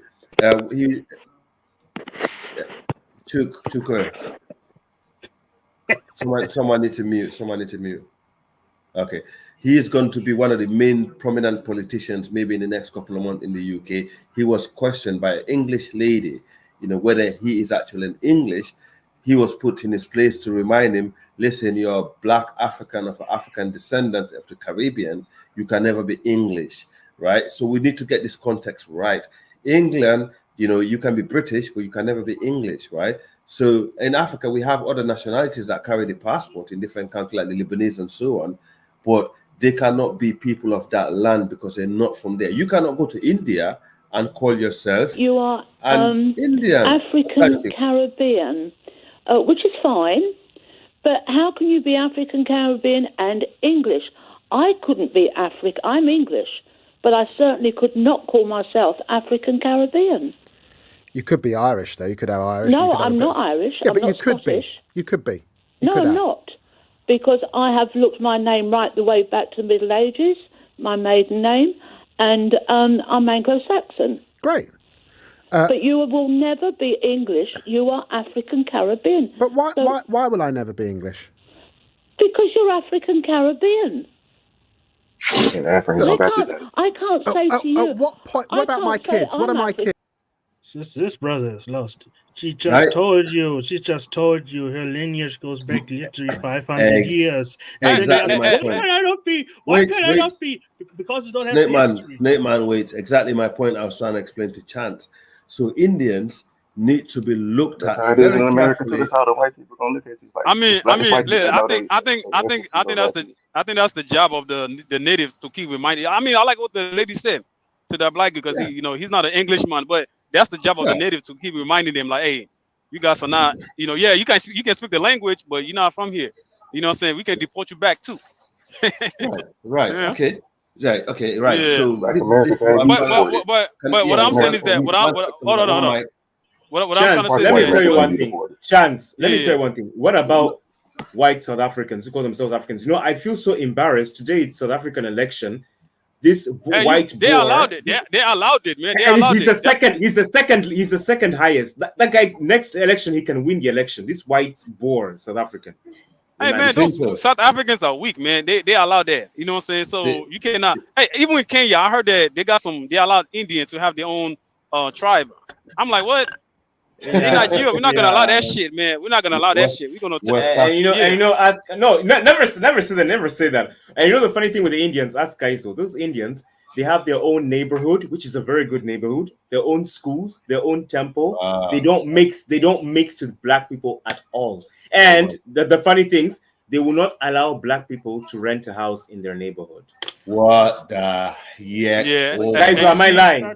Guys, am I lying? That's a Kenyan problem. You're 100% right. Kenyan problem. Oh my God. Yeah, but this is Indian kind of behavior. What do you mean India behavior? Do it like in Nigeria. Just take the land away. No, you don't. Nigerians, they will do the same thing. Don't Nigerians do the same thing? Nah, trust me, bro. Us Nigerians, not in Nigeria. No. West African, we got a different mentality. Our mindset in West Africa, there is no. Listen to me. We see how Lebanese is almost the same thing in West Africa. No. Listen to me, Siri.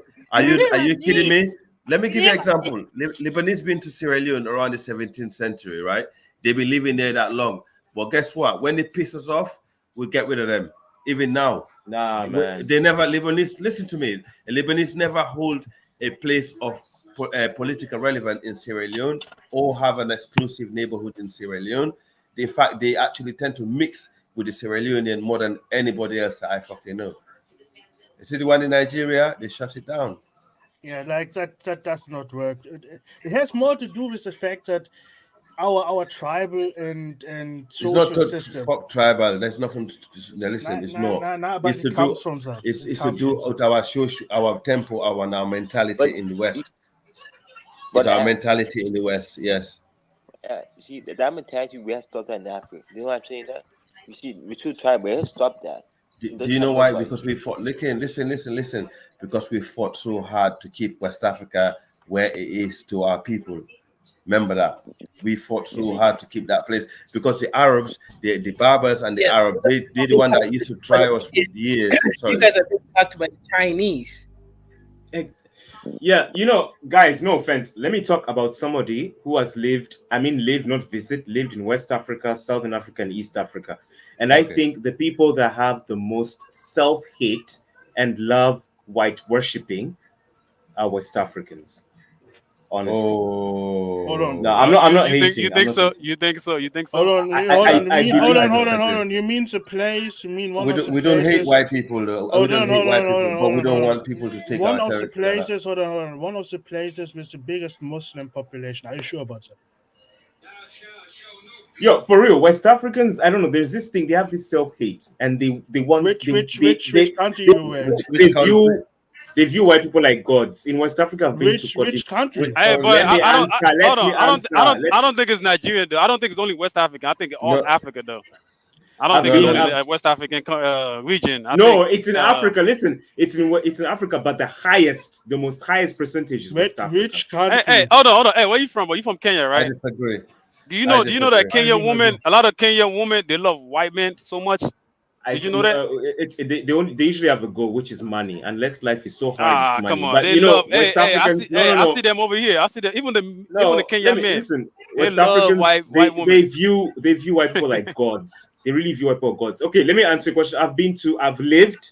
There's nothing wrong with loving or hating white people. There's nothing wrong. We don't hate them. Self-hate. You have self-hate. You hate yourself.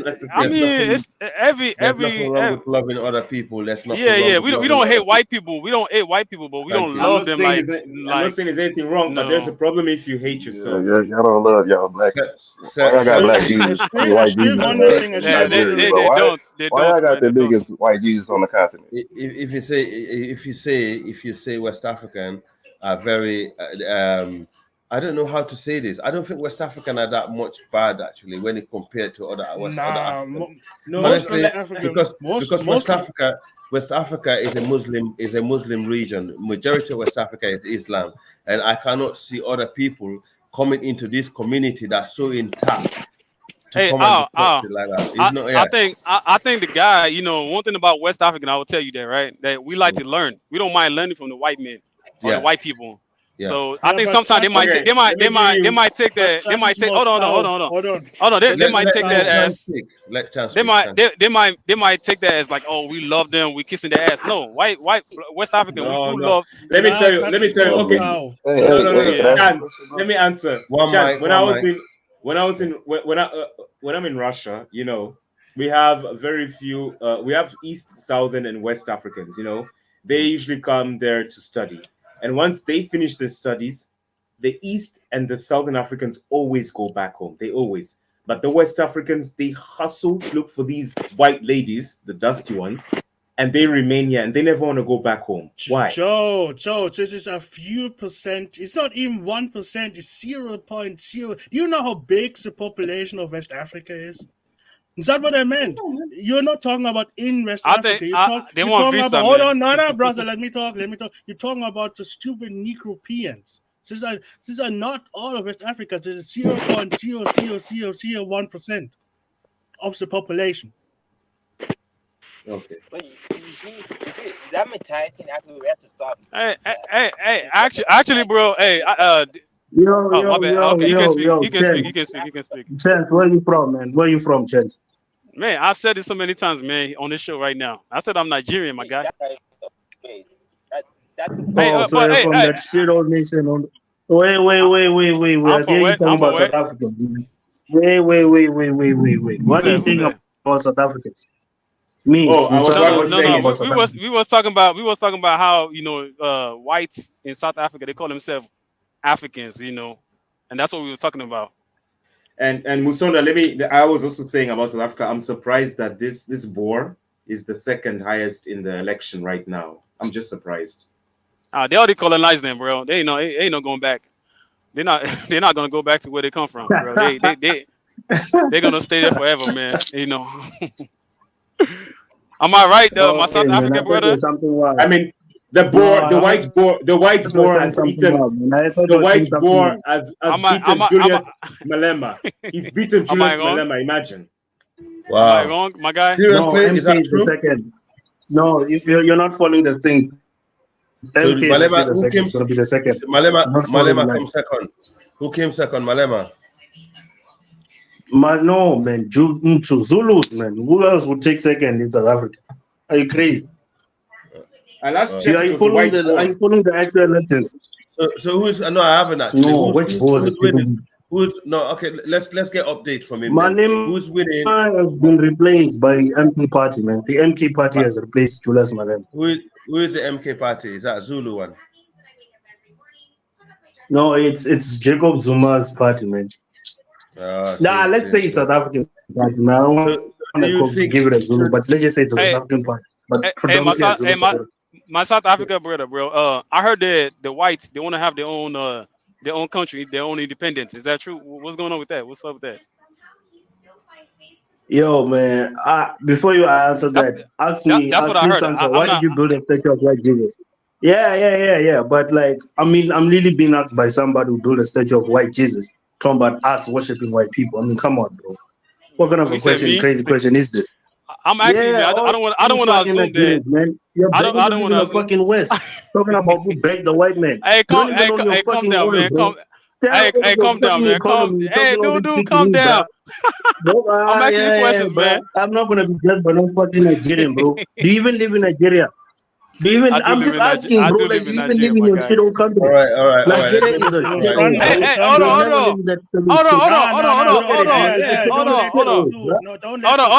Calm down. That's what. Hold on. Why do you guys get triggered, man? Why do you guys get offended? Like, come on, bro.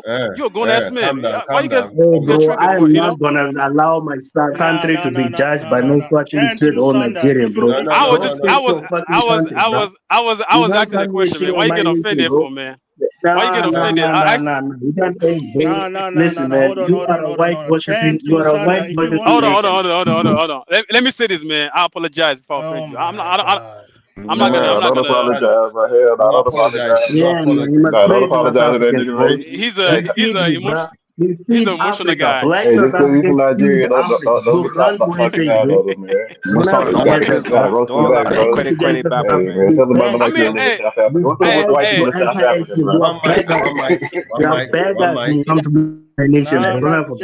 Chan, to keep 100. The only reason my Musada. Hold on. Hey, let me speak. No, don't do that again. Chance, don't ever do that again, my brother. Yeah, one mic, please. One mic. Okay, yeah. No. Yeah. Okay, my bad. No, you can speak, bro. Snake man, go down. Not American like you. Yeah, an American like that. Let Snake man apologize. Okay, Snake man, come on, Snake man. Okay, very shortly. Chance, the only reason why Musanda attack you is because you're weak. No, it's not weak. It's not. I don't think it's weak. The guy is very emotional. Musanda is a troll. Musanda is a low IQ troll. I mean, look at this. Hey, I mean, look at this guy. Look at this guy yelling and screaming and shit. Like, I'm just saying, man. Like, it's all the Hold on. None of them ever sound Nigerian, man. Can a real Nigerian in Nigeria pull up? Can a Nigerian in Nigeria, a West African in West Africa pull up? Hold on. Let me tell you why. I apologize. I've dealt with. Hold on, man. Shut up, man. Damn, let me speak, man. I've dealt with people like him, man, like South Africans. When you talk about that country, man. Hold on. I deal with these people, man. They are very. These niggas are very. Yeah. Hold on. I don't want to get the dude. I don't want to get him mad. But yeah, okay. I've dealt with them. Like they very sensitive, man. When you talk about that country, they start kind of, so that's why I apologize. It's not weak. I don't think it's weak. You know, he just I knew that he was gonna get mad. Nah, but like on a real note, dog, how you gonna judge that? Hold on. Listen, calm down. I asked you a question. Hold on. I asked you a question and you get offended. What the fuck is wrong with you, man? What do Nigerian people own in Nigeria? No, like, bro. I'm gonna stay quiet, man. Nigeria can you actually answer the question? Musanda, can you actually answer the question? Look, I don't want to talk to Germany. I want to talk to an African. Shit, man, go back to Musanda, fucking. stop being retarded. Musanda, stop being a child. Musanda, stop being a child. Musanda, stop being a child. Like it's never a Musanda, Nigerian stop being a accent. child. It's what a living fucking dialect and shit, Musanda, man. stop being a child. All right, Musanda, listen to me now, Nah, man, on a real note, Musanda, are dog. you done? Are you done with your childishness? Leave it, Musanda. Let Musanda, that are you come in. done? Are you done, Mr. Musanda? Are you Now, done? Musanda, are you done, Musanda? Are you done? Musanda, are you done? Musanda, are you done? Hey, this guy's on crack, man. He's a crackhead, man. No, it's not crack. It's just the white boy in him. All right, Musanda, okay. are you done? All right, let's start this stream. It's not the black, it's the white folks. They brought them on the total. No, Musanda, you can answer question. Hold on. Right. Can you answer question, Musanda? Guys, one mic. Can I please speak to an African in Africa, please? Musanda, answer the question. Musanda, answer the question. Stop dodging. Stop dodging. You guys, I'm sorry, man. Like it's just weird to me how I'm ever here defending Africa. All right, okay. Janzola, you start. Janzola, come on, start. No, go ahead. Let Musanda speak. No. Because he's the only South African here. Nah, man, I'm done with these niggas, man. You can't come here on my country with a white man station. Talking about white people, this, and this. Right, like, come on, man. You live in we want to know what's happening, bro. What's going on with white people in South Africa, bro? We want to know. Nigerian first, you next. Hey, and then somebody said West African love white people. Look at this guy, man. Come on, defending the white people. I said that. Oh man, you see your South Africa brother? Look at the way he's reacting. Come on now. No, I'm not Look South at him. African. No, I'm talking about the other South African dude. Right. So Nigerian first, are you there? No, he's not there. UFC, you there? God damn, Shukri, what is wrong with the mic? Dante or whatever. Yeah, is that Dante? You at the top right. Yeah, you go on there. Dante, bro. Dante. Yeah, Dante, brother. Yeah, you next. All right. So what are we talking about now? Nah, Musanda is gone. No, you just talk. You next. He's gone. He's gone. Oh, yeah. Shit, I guess, bro. So what was happening in South Africa? The white man supposed to be getting a little country or something? Nah, nothing. Jojo talked about who loves more white people in Africa, and what happened is that Musanda is a low IQ troll who has I'm talking about what Chance was talking about. Chance was talking about they was trying to start a country. There's nothing wrong with loving another people. We just don't want to love the wrong people. That's all. But my take on this was talking about the Southeastern Asians who have had history of certain behavior in the continent, of them segregating themselves, who come to the continent and don't want to integrate, into the society that they're living in. That's the topic of the day, at the moment. So my take is, I noticed some of the Asian brothers, that's why I find them very dangerous. I think we are wasting time on, talking about the white people. Because the white people, we know them, we had history in the past, and a lot of them feel guilty about the past. Some of them haven't, and we know the history of slavery was a global phenomenon. I'm not trying to minimize it. However, we know the white people, we live in their country. Over the years, we actually set up communities and we're raising our children here. They're giving us the opportunities to earn enough money to send back home and help our families. However, we have the new people in our continent, like the Indians, the Chinese, and some of the Middle Eastern people who would not, give us the same opportunity in their countries, who are happy to come in our continent and live within our communities and actually, isolate themselves from us, and also, build neighborhoods where our people are not allowed to rent a house or actually live in between their community. So these are the concern of the day. Can we address that instead of having to, go on around talking about white people, which is not the bigger issue here today? Thank you, guys. So J.O., don't deflect it. So we know Kenya, for example, is one of these countries. Uganda managed to address that with Idi Amin in the past, and I think South Africa, it's a shame. Musanda, if you can listen to this, come as a civilized guy. Don't come here and say do. Come on. That is impossible. He knows that. Tell me one time Musanda came on and he was not sure. Okay. Say, okay, Snake Man, let me finish. We know South Africa have one of the highest Indian population outside India. You know, how comes, you know, the black Africans have been targeted by Odudu or Dudua or whatever they call them in South Africa, but they never target the Indians who live there, who also doing the similar things, you know. And we know in South Africa, we have the highest Indian population outside India living in South Africa.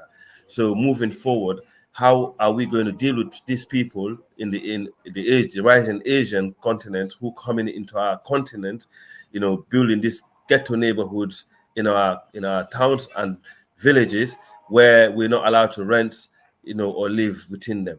So how are we going to address this moving forward? I will start with Dante, then we can go forward. Or in fact, Jan Zola first, my brother. I mean, you could pass the mic. Okay. Dante, brother. I mean, that's really an African question because I don't see that where I'm at right now. Yeah, that's very true. So, Snake Man, you have the mic. Nah, that's a South African, East African question. You leave me out of that shit. Why you guys keep asking? I'm dead, man. Bro, ain't no Indians whooping no ass where I'm at, bro. They're not whooping my ass over here. It's very interesting because, you know, people have problem with Black Americans coming to Africa, but when it comes to these people coming to Africa, you know, and settling and doing this kind of stuff, they don't want to talk about it, but they want to pass the mic. Very interesting. This is how fucked up Black people are. But J.O., you actually raised this issue. You've been honest about it, and I respect you for what you did, you know. So can you just shine the light a little bit more on it, please? Okay, thank you so much. Can everybody hear me? Yes, we can clearly. All right, so let me introduce myself. My name is J.O. Half Kenyan and half Ivorian. Okay. Wow. So let me explain this. So the Indians were brought by the British around, I don't even know, I think 17th century or something. They were brought to build the railway from Mombasa to Kisumu and to Uganda. And while they were building it, they faced a lot of challenges. Lions were eating them and all that. There's a documentary on that. Also, while they were building it, they started building small kiosks, small shops along the way. And then these shops, they eventually grew from generation to generation. Now, we know that these Indians, including Asians, including the Arabs, for some reason, I don't know why, they're very gifted business-wise. Economically, business-wise, they're very gifted. They keep the money within their family. A very strange thing about them, they even marry within themselves in the family because they want to keep the money in their family. That's another topic for another day. And so through building these businesses and keeping it within their generational family, today we see that those businesses have grown. They grew the economy of the country, and they've grown, and they are now today the billionaires in Kenya.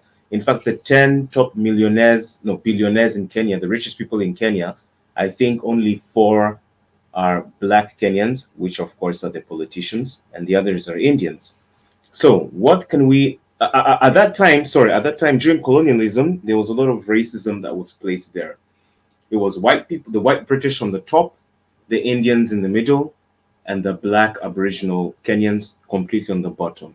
We were not allowed to start businesses or anything. We were just almost basically like slaves. So that is why that impact has worked until today.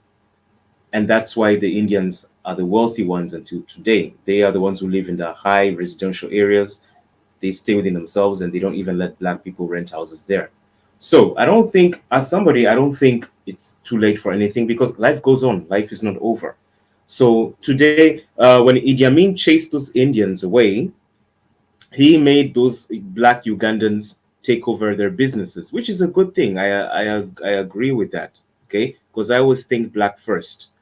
But those Black people those days were not educated, so those Black Ugandans didn't know how to run those businesses, and that's why the economy fell completely down. But today we're in 2024, we're educated, okay? Black people are very much educated, we know how to do business and everything. So what can we learn from that? we should start investing, especially also with the diasporans, the Caribbeans and the Black Americans. Let's not rely on employment. Let's not rely on jobs where Black people are always paid the lowest, even if they're doing the same thing as other races. Let's work on investing. Let's work on doing businesses, because Africa is one of the fastest growing economy also in the world. So I just think it's not too late for us to learn, and let's focus more on investment and business. Yes, they're going to be our competitors, but there's always challenges in life. But I think we can do our best. Look at Nigerians. Okay, look at I don't know which other Africans choose as example of like people who have achieved in business wise, but look at Nigerians. If they can succeed, we can also succeed. So Flex Up ask a country, if you can honestly compare between Nigeria and Kenya, which country you say that is more infrastructurally developed and with a much more solid economy? I cannot answer that question because I've not been to Nigeria. I've only been to No. Ivory Coast, and Kenya. Infrastructurally, I would say Kenya. Okay. In terms of economic development, which one would you say? Which one would have Ivory Coast is really coming up so fast, but for the moment, I would say Kenya. Okay. But yeah. Flex Up, I hope you had his answer, and Kenya indeed. Chase, you next, my brother.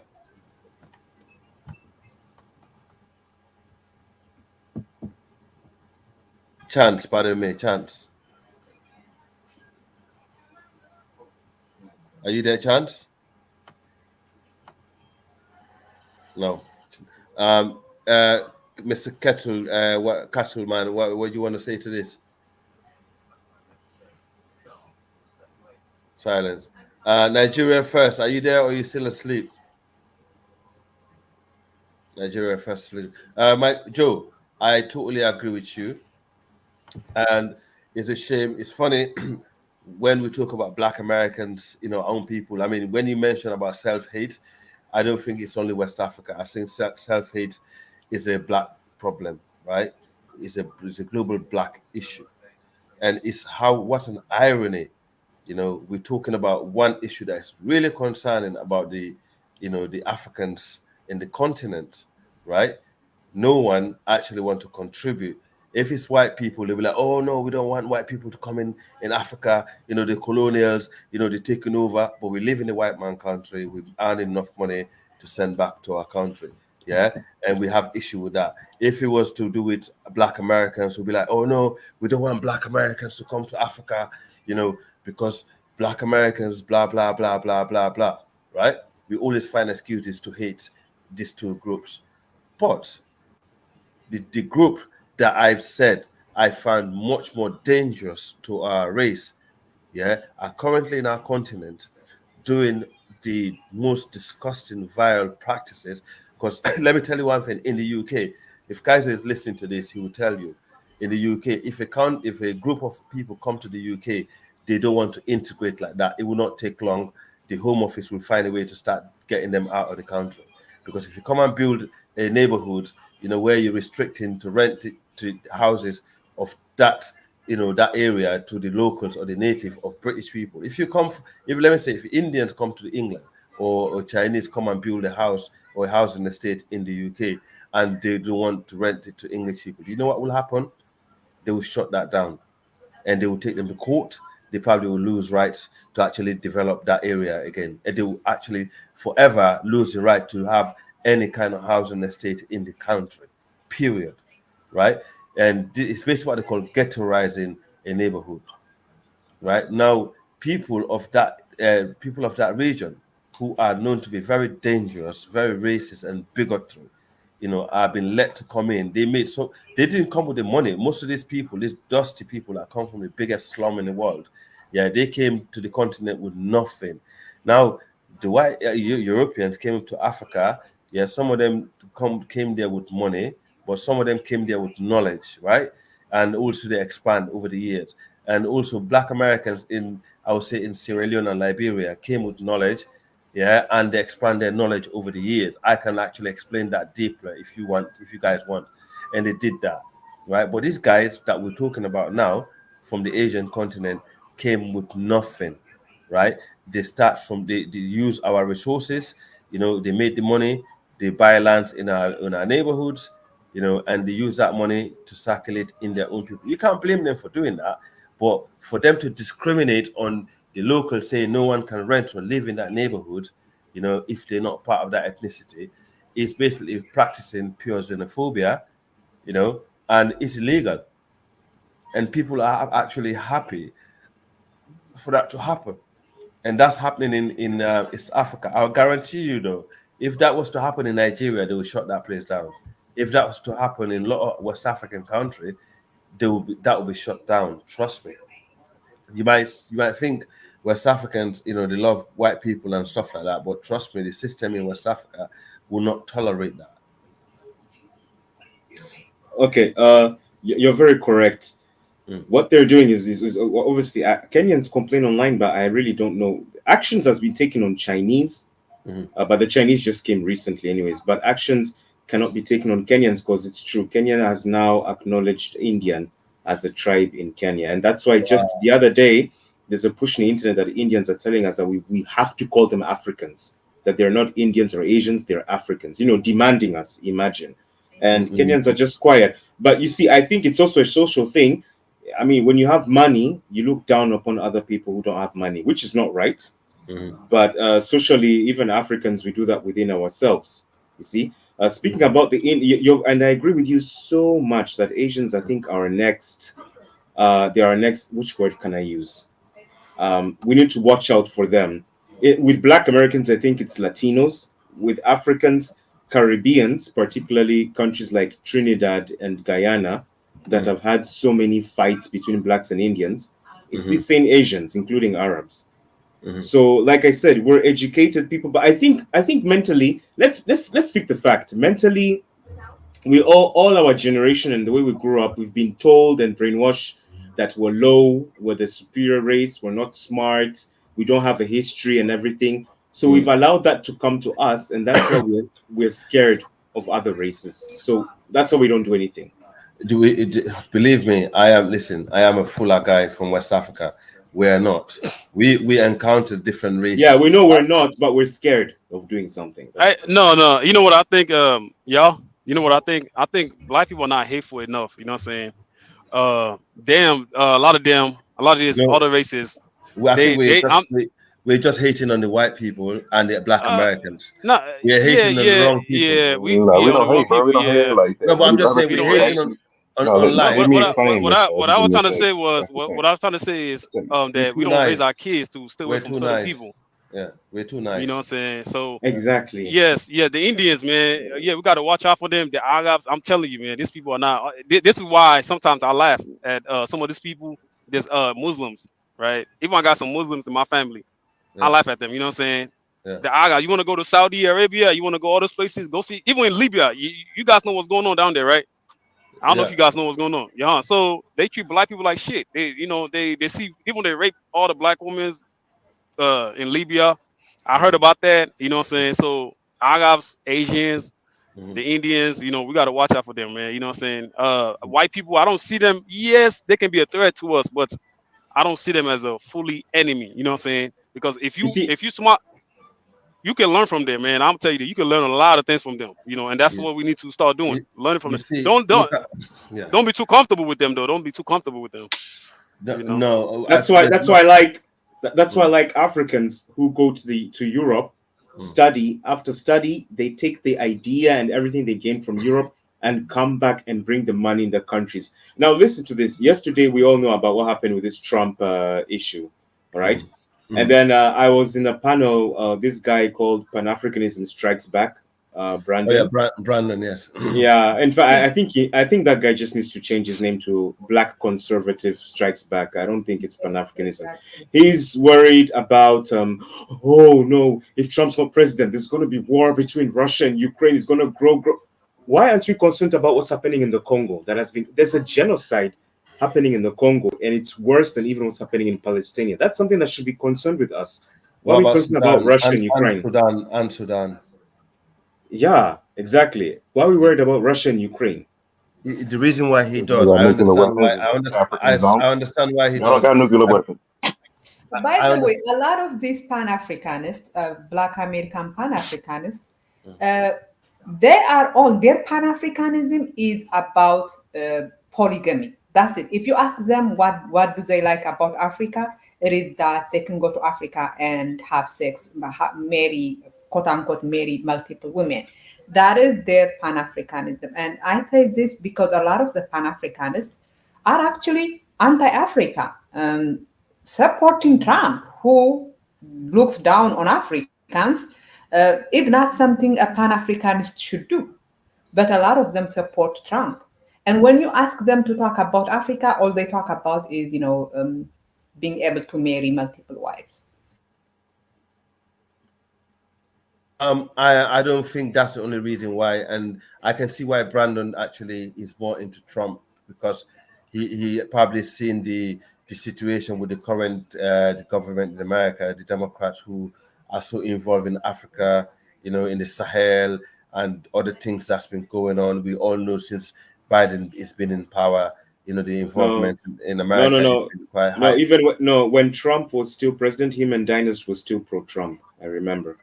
Yeah, but that's what I'm trying to say, because Trump is not an interventionist like the Democrats are. We know that.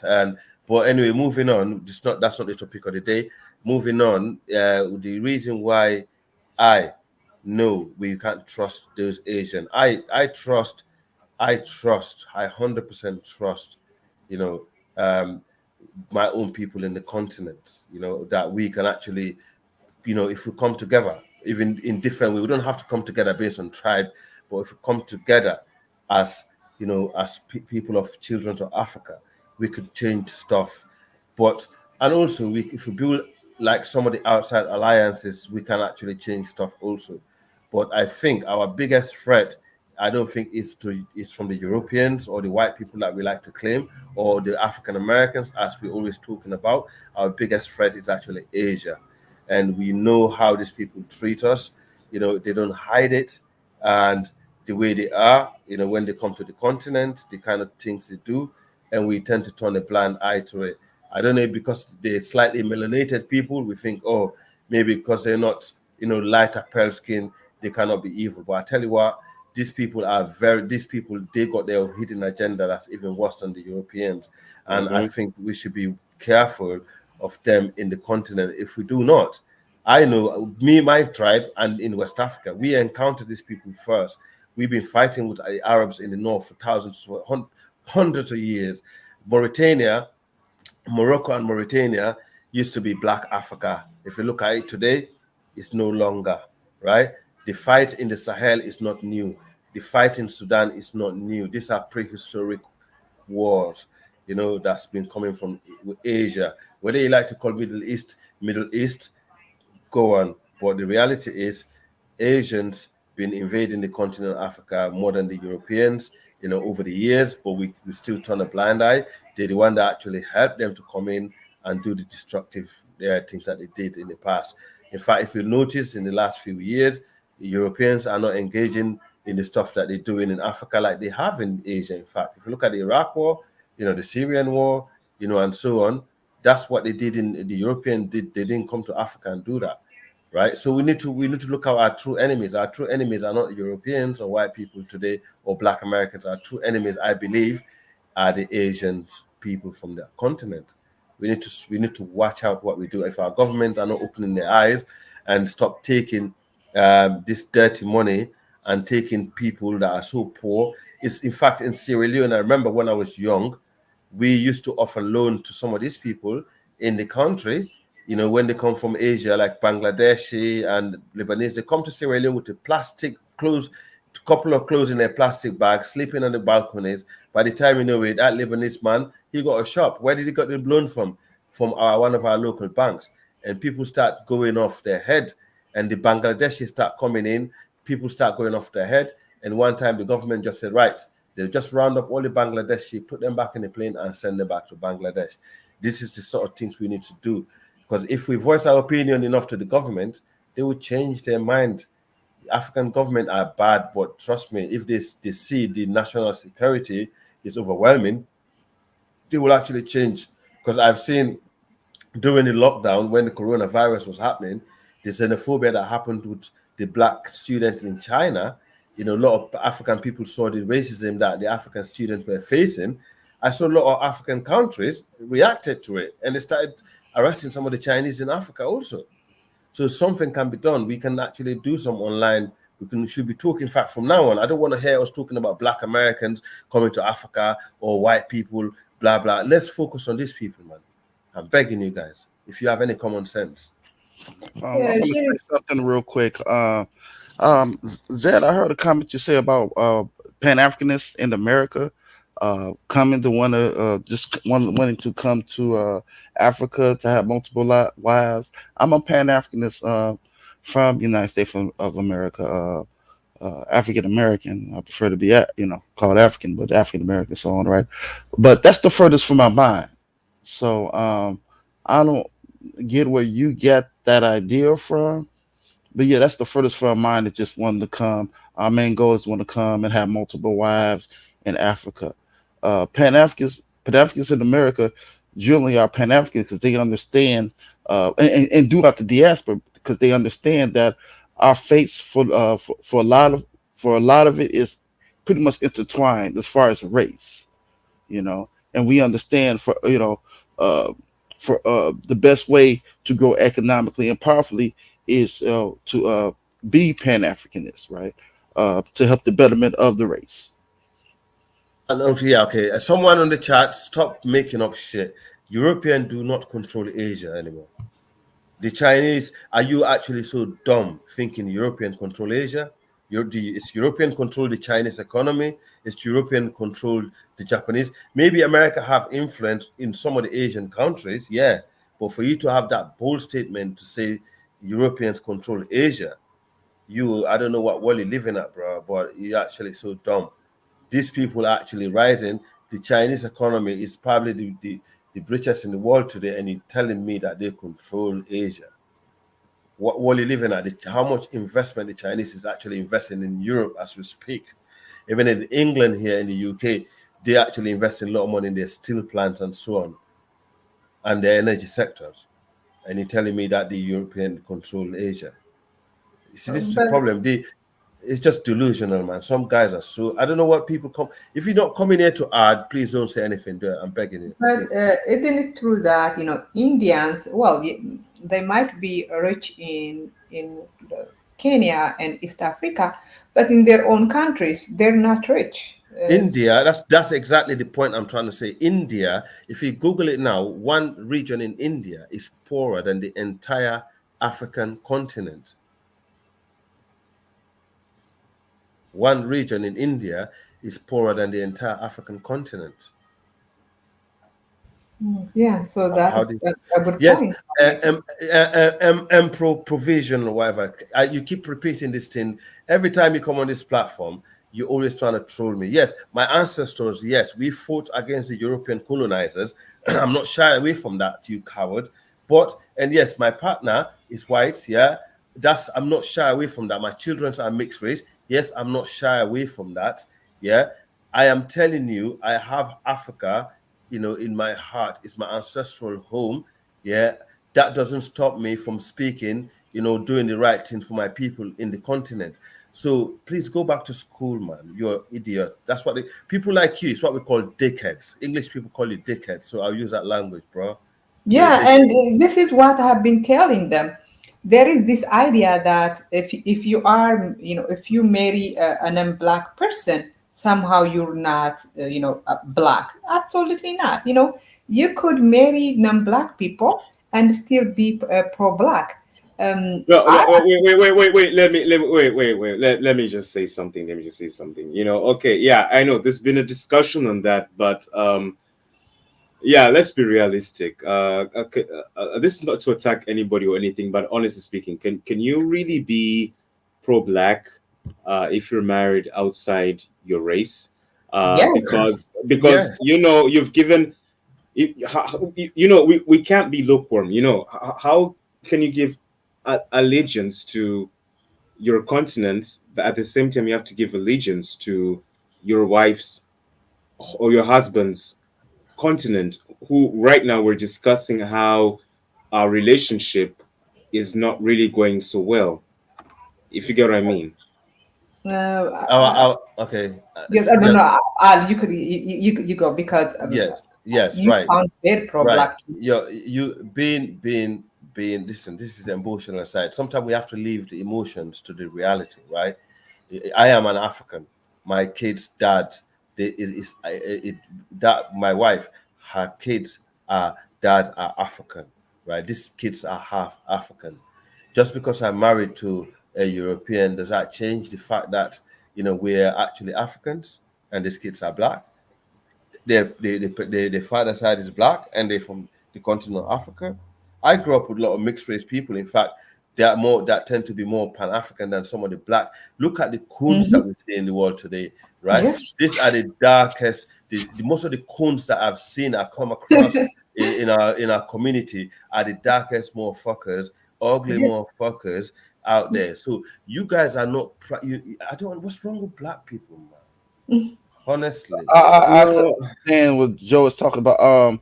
I say it's very rare, right? The problem is the rarity of being pro-black and married outside. Okay, let me just help you. Some idiot there, a mixed race person is not an African, but you're happy to call an Algerian person an African. No. I'm talking about Not you. These are the dickheads, right? And if you're trying to cross the border or Morocco to come to Europe, they'll slaughter your fucking ass. Yeah, and you still call them Moroccan African, but then you call a mixed race child of an African father not African. Man, bro, listen, have some balls. You're weak men. These guys are weak. Do you know why they're weak? Because they never came from people that actually deal with this shit. They never came from people who fought against outsiders. They never came Are from you people. Ethiopian? They never. No, I am West African. I'm a Fulani from the Senegambian region who fought against invaders in the region, and while they run away and hide in the forest. Hold on, Gambia was colonized though. Yeah, but Senegambia and Guinea and Sierra Leone and Sierra Leone, Senegambia, all this region and Guinea was colonized, but we managed to liberate ourselves, and from our ancestors, it's documented, and we managed to build empires. How did you hold on? Because I am from Ethiopia, so I could claim that my ancestors did. You wasn't colonized because listen, the reason why Ethiopia wasn't colonized is because you took part on partition. You made a deal for Ethiopia not to be colonized. Absolutely not. Yes, you did. We literally fought Italy and won. So I don't know where you are. You are getting. I mean, there's so many evidence. There's so many evidence. Put that evidence. I mean, you cannot just say that there is. And also, Liberia is not colonized. Because Liberians were. Sierra Leone, where I came from, was a British protectorate who helped to stop slavery. From Africans selling their own. Because from these guys who basically in Sierra Leone, the British came to Sierra Leone and built ports. Right, but I mean, bro. Okay. Before you continue, let me anyway. No, we didn't. Yeah, I don't want to divert, but I just need to correct because we have diasporans here listening. Africans did not sell their own. Okay, we sold the enemy tribe. Yeah, okay? I agree. Of war. No, yeah, some did. Okay. Anyway, let's go back to the topic. I just wanted to talk to these village boys who's commenting about Pan-Africanism. Africans, really, truly, let's be real, Africans have never really been Pan-African. They're more Pan-tribalism. The real Pan-Africans were these people in America who they tend to disrespect when they come on the panel. Let's move on, please. Thank you. Yeah, I am absolutely anti this Pan-Africanism thing. The Pan-Africans that we know in West Africa is Samori Toure in Guinea. He was a Mandinka. He fought against the French. Alpha Yaya Jallo, he was a Fulani. He fought against the French and the Portuguese. And Boubacar Biro, who chased the Portuguese out of Guinea-Bissau. These are the Pan-Africans that we know. We don't know about Kwame Nkrumah, who just run around talking shit. We don't know about the rest of them. So if these guys going around, they think calling themselves Pan-Africans, we never knew about that. Frederick Douglass was a Pan-African. Marcus Garvey was a Pan-African. X was a Pan-African. These Africans that are claiming to be Pan-African today are all new. They're online Pan-Africans. I don't really listen to them. But yeah, the topic of the day is about the new breed invaders of the continent, who is building, shanties in our towns and stopping our people from entering, right? No, the topic today is if Black Americans should go back to America, to Africa. I actually hate that term, go back, because I do not think Black Americans we should consider Africa their continent, because they have been outside the continent for far longer. They are probably the most. So do you think Asians should come to the African continent and Absolutely build exactly? So who would you prefer? Because at the moment the Asians are Africans themselves. Did you had what Joe was saying earlier? Can you respond to Joe? Is that a question? Is that a question to me? Yeah, Joe? Can you explain to Zed again what happened in Kenya, please? Man, it's a long story. Okay, about the Indians. Yes, please. Okay, let me see if I can cut it as short as I can. Thank you. So the Indians came in the 17th century to build railway lines. So when they were building it, they built from Mombasa to Uganda. They were also putting small shops on the sides, especially in the big cities. Now, Indians and Asians, they're very gifted in business, and they're big gifted in business. So those small shops, they gave it to their generation, their sons, and the sons gave it to their other sons, and etc. So those businesses grew.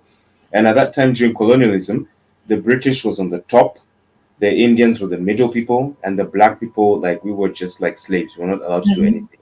So from 17th century until today, of course, those businesses today are millionaires, billionaires businesses running the country. And that's why the Indians are rich until today. They live in the good neighborhoods. They go to their own schools, their own temples, their own neighborhoods. And of course, the neighborhood is good. And Kenyans have wanted to also live there, but they don't allow Aboriginal Kenyans, black Kenyans, to rent houses there. So black people, now black Africans were now educated. We're not like during those days when we were not. And so, just to go back to Uganda, they chased the Indians in the 70s, and they gave the businesses to Idi Amin gave the businesses to the Ugandans to run, but the Ugandans couldn't run it because they were not educated at that time. They didn't know how to do business. But today everybody's educated, so there's no excuse. So I think black people, what we need to start doing a lot is not to rely on employment, but to rely more on starting to invest and starting to do business. Hold on, what was I gonna say? What I do not like is that I do not like solutions that are like, hey, let's do this, let's do that. Solutions for me should be should be public policy from the government. You cannot develop a country from the bottom up. It is always from the top down. You could not. I mean, we going to Africa. I do not think that works. I think what works is if we are going to do something. For example, in my own country, Ethiopia, my brother, he is a public what is it called? Public health doctor, and public health doctor, and he had had so much opportunity to go to Netherlands, to go anywhere in outside Africa, but he has decided to stay in Africa. But guess what? I don't think he's contributing anything, because the government doesn't allow you to do anything. So instead of us doing something that you guys think will change, how we could change is by making the government change policies. In my own country, the government is focused on war. Like, it starts one war after another. That is what they are doing in my country.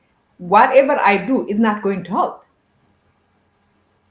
I would like to answer the question as far as should Black Americans come back if they want. My answer is, if they want to, if African Americans want to, or it's the diaspora, right? Because throughout the diaspora, right, when we're talking about the Caribbeans, West Indies, South Africa, the cry the cry for Pan Africanism, a lot of it started in let's say the Caribbean, African American, an African American community, West Indies, and let's say some of South America. The thing about the slave trade is that the slaves that were coming from Africa, the slaves didn't ask to come to Africa, meaning they weren't immigrants; they were forced.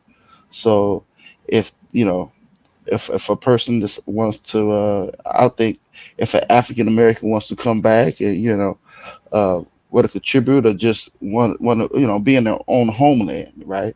I think that African man should be allowed. Just as my opinion. Can I answer to that? Can Yeah. I? All right. This guy has a lot of sorry, not I don't want to, this brother has a lot of he makes a lot of sense with his answers. If they want to come back, they have the right to come back. But let me tell you my opinion, what I think. Especially when this 2019 return, how do they call it? Return home. I don't know what happened was happening in Ghana. Yeah, return.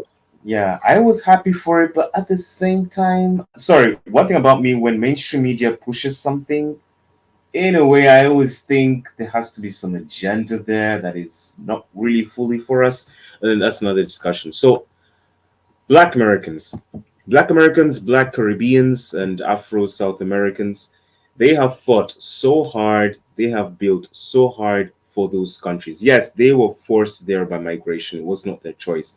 But the fact that they had to go through so much hell and they built those countries, I think they deserve to also keep that part. They have to keep that land also for themselves. Of course, they are from those countries. And so, what was I going to say? So, yeah, so I think, in my point of view, if they want to come back to the continent, they can come back. But I think it's best that not all of them should come back. Maybe it's a way that you never know. They're probably trying to get rid of Black Americans in that land once and for all. So I think it's best let them do trade. Like, how did the Americo Liberians benefit a lot in Liberia at that time when Liberia was the superpower country in Africa? It was the only independent country in Africa. And they brought a lot of money to Black Americans in South Carolina, particularly. They were trading on palm oil, which is something that was not in America, and they were trading it with Black Americans there and the Liberians, and that was one business that was really growing the two communities. So what I think, Black Americans, if they want to come, they can buy land, they can do stuff, but I think they should keep their land in America, keep their identity and the nationality, and instead be trading whatever Africa has. I mean, I think almost everything Africa has is healthy than what America has.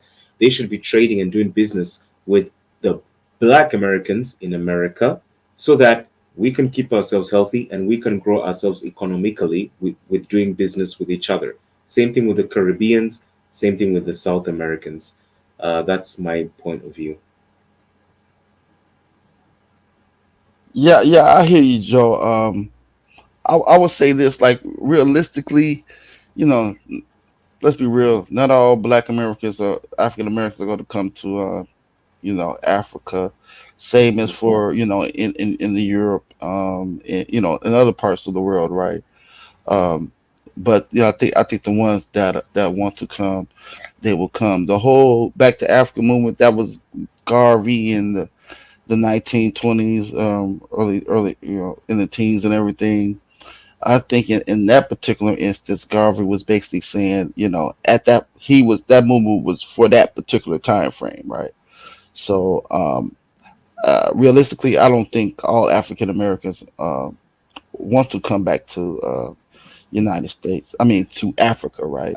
But those that do, I don't think there should be a problem, just for the simple fact that you know they didn't ask the Asporians, they didn't ask their ancestors didn't ask to leave Africa. So Yeah, I mean, the reality is, if Africa is not developed, I don't think a lot of Black Americans will want everything to do Africa anyway, because they don't want to come to a land of poverty. I think first of all, in my opinion, I think the Africans in the continent, and the Africans need to fix their problem, their land, and develop it for themselves, and expand trade with the other Africans people, the Africans in the diaspora, like Black Americans, Caribbeans, and the black people in Brazil and the Haitians, and expand trade that way, and actually have like a, like what the Commonwealth have, for example. You have, Britain, you got Canada, you got Australia, where you can these people used to travel, between the continent, and actually this tree, we call it the Five Eyes, where they can travel within the Commonwealth. One can go and live, and settle in another country and come back and so on. So to me, it should be more economic and tourism more than anything else. That's how I see it. And for those that think someone who, just to make one thing short about marrying a person of a different color, Kwame Nkrumah wife was in white. J.J. Rollins in Ghana was a mixed race. He did not hate African. He rebuilt Ghana that you see today. And Sekou Touré, a wife in Guinea, he was one of the strongest Pan-African, wasn't black neither. So, you can sit there and be a keyboard warrior as much as you like. It's not going to touch me. But yeah, the reality is Black Americans can come to Africa as they like, but if Africans don't fix their own problems, I cannot see anywhere, things moving forward. We need to solve our own problems. Can I ask you a personal question? Yes. Yeah. Okay. So if your mixed race kids decide to marry white people and remain in Europe, and they don't have anything to do with it. Okay, let's stop it there. I just don't want this topic to be about me. We can make a different topic about this another time. I can actually, deal with it thoroughly. But it's not about me. It's about Black Americans coming back, which I think I know the answer to it. But people, Black Africa, coming back to Black Africa, Sub-Sahara Africa, as the white man call it. I apologize. Yeah, that's all right. Basically, we can actually look at it in different ways. Yes, they should do. They should come to Africa if they want to. You made that clear. If they want to, they should have the right to, because we're seeing other races are coming to do the same thing.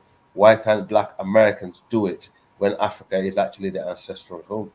Why can't they?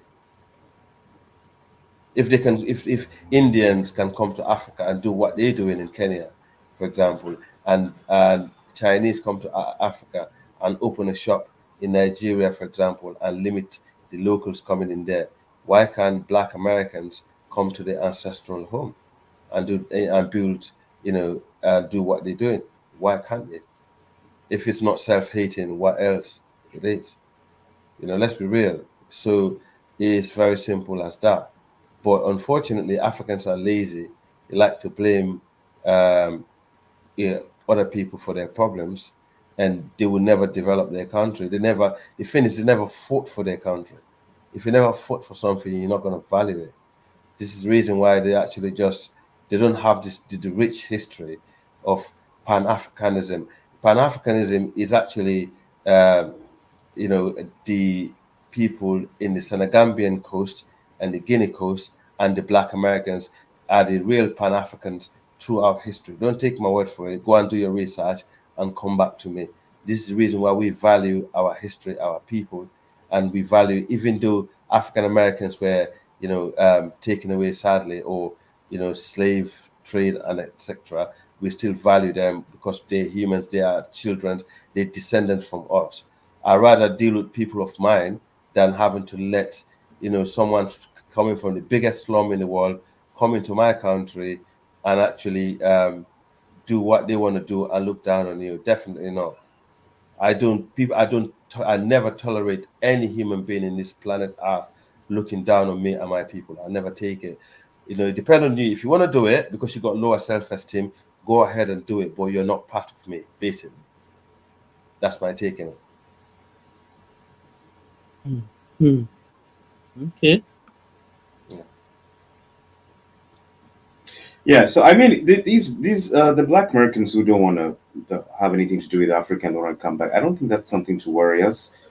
We have a few that are like our brother here who's speaking that are interested, we can work with them. There's no problem with that.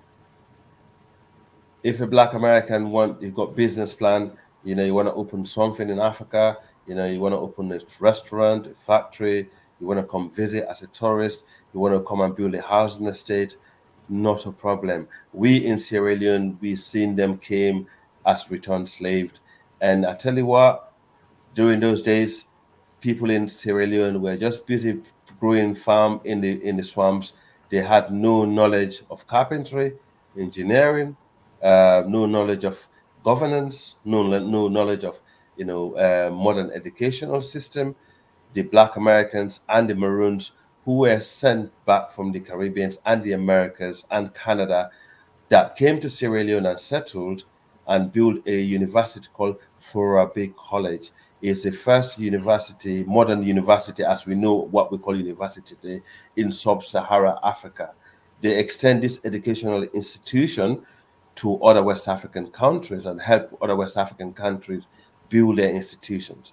So these were Black Americans and also some of them were Caribbeans.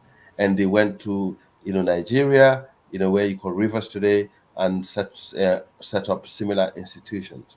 So there's a lot we can gain from our brothers in the diaspora. There's a lot the brothers from the diaspora can gain from us. At the end of the day, if you don't know the history of the continent that well or some of the countries, you just need to ask, just learn from it. Stop being ignorant and pretend like you know history. And if people tell you something that's surprising to you, it doesn't mean they're lying to you. It's just because you didn't know. Simple as that. People in Liberia will tell you the same thing. Liberia economy was there. In fact, one of the longest industry we have in Liberia today, Firestone, I don't know if it's still there. They manufacture tires. It's been going on for years. And I don't know if you know this, most of the vessels you see in the world today, are flagship under the country of Liberia. No. Yeah. Most of these ships that you see carrying containers in the world today are registered under Liberia. You see them carry Liberian flag. But anyway, Liberia and Sierra Leone, they contributed a lot in the West African region, in terms of education, vocational trainings, setting up institutions over the years. Now us Africans, we forgot about this because that's what history is. We don't learn our own history. We go to school to study about other people's history.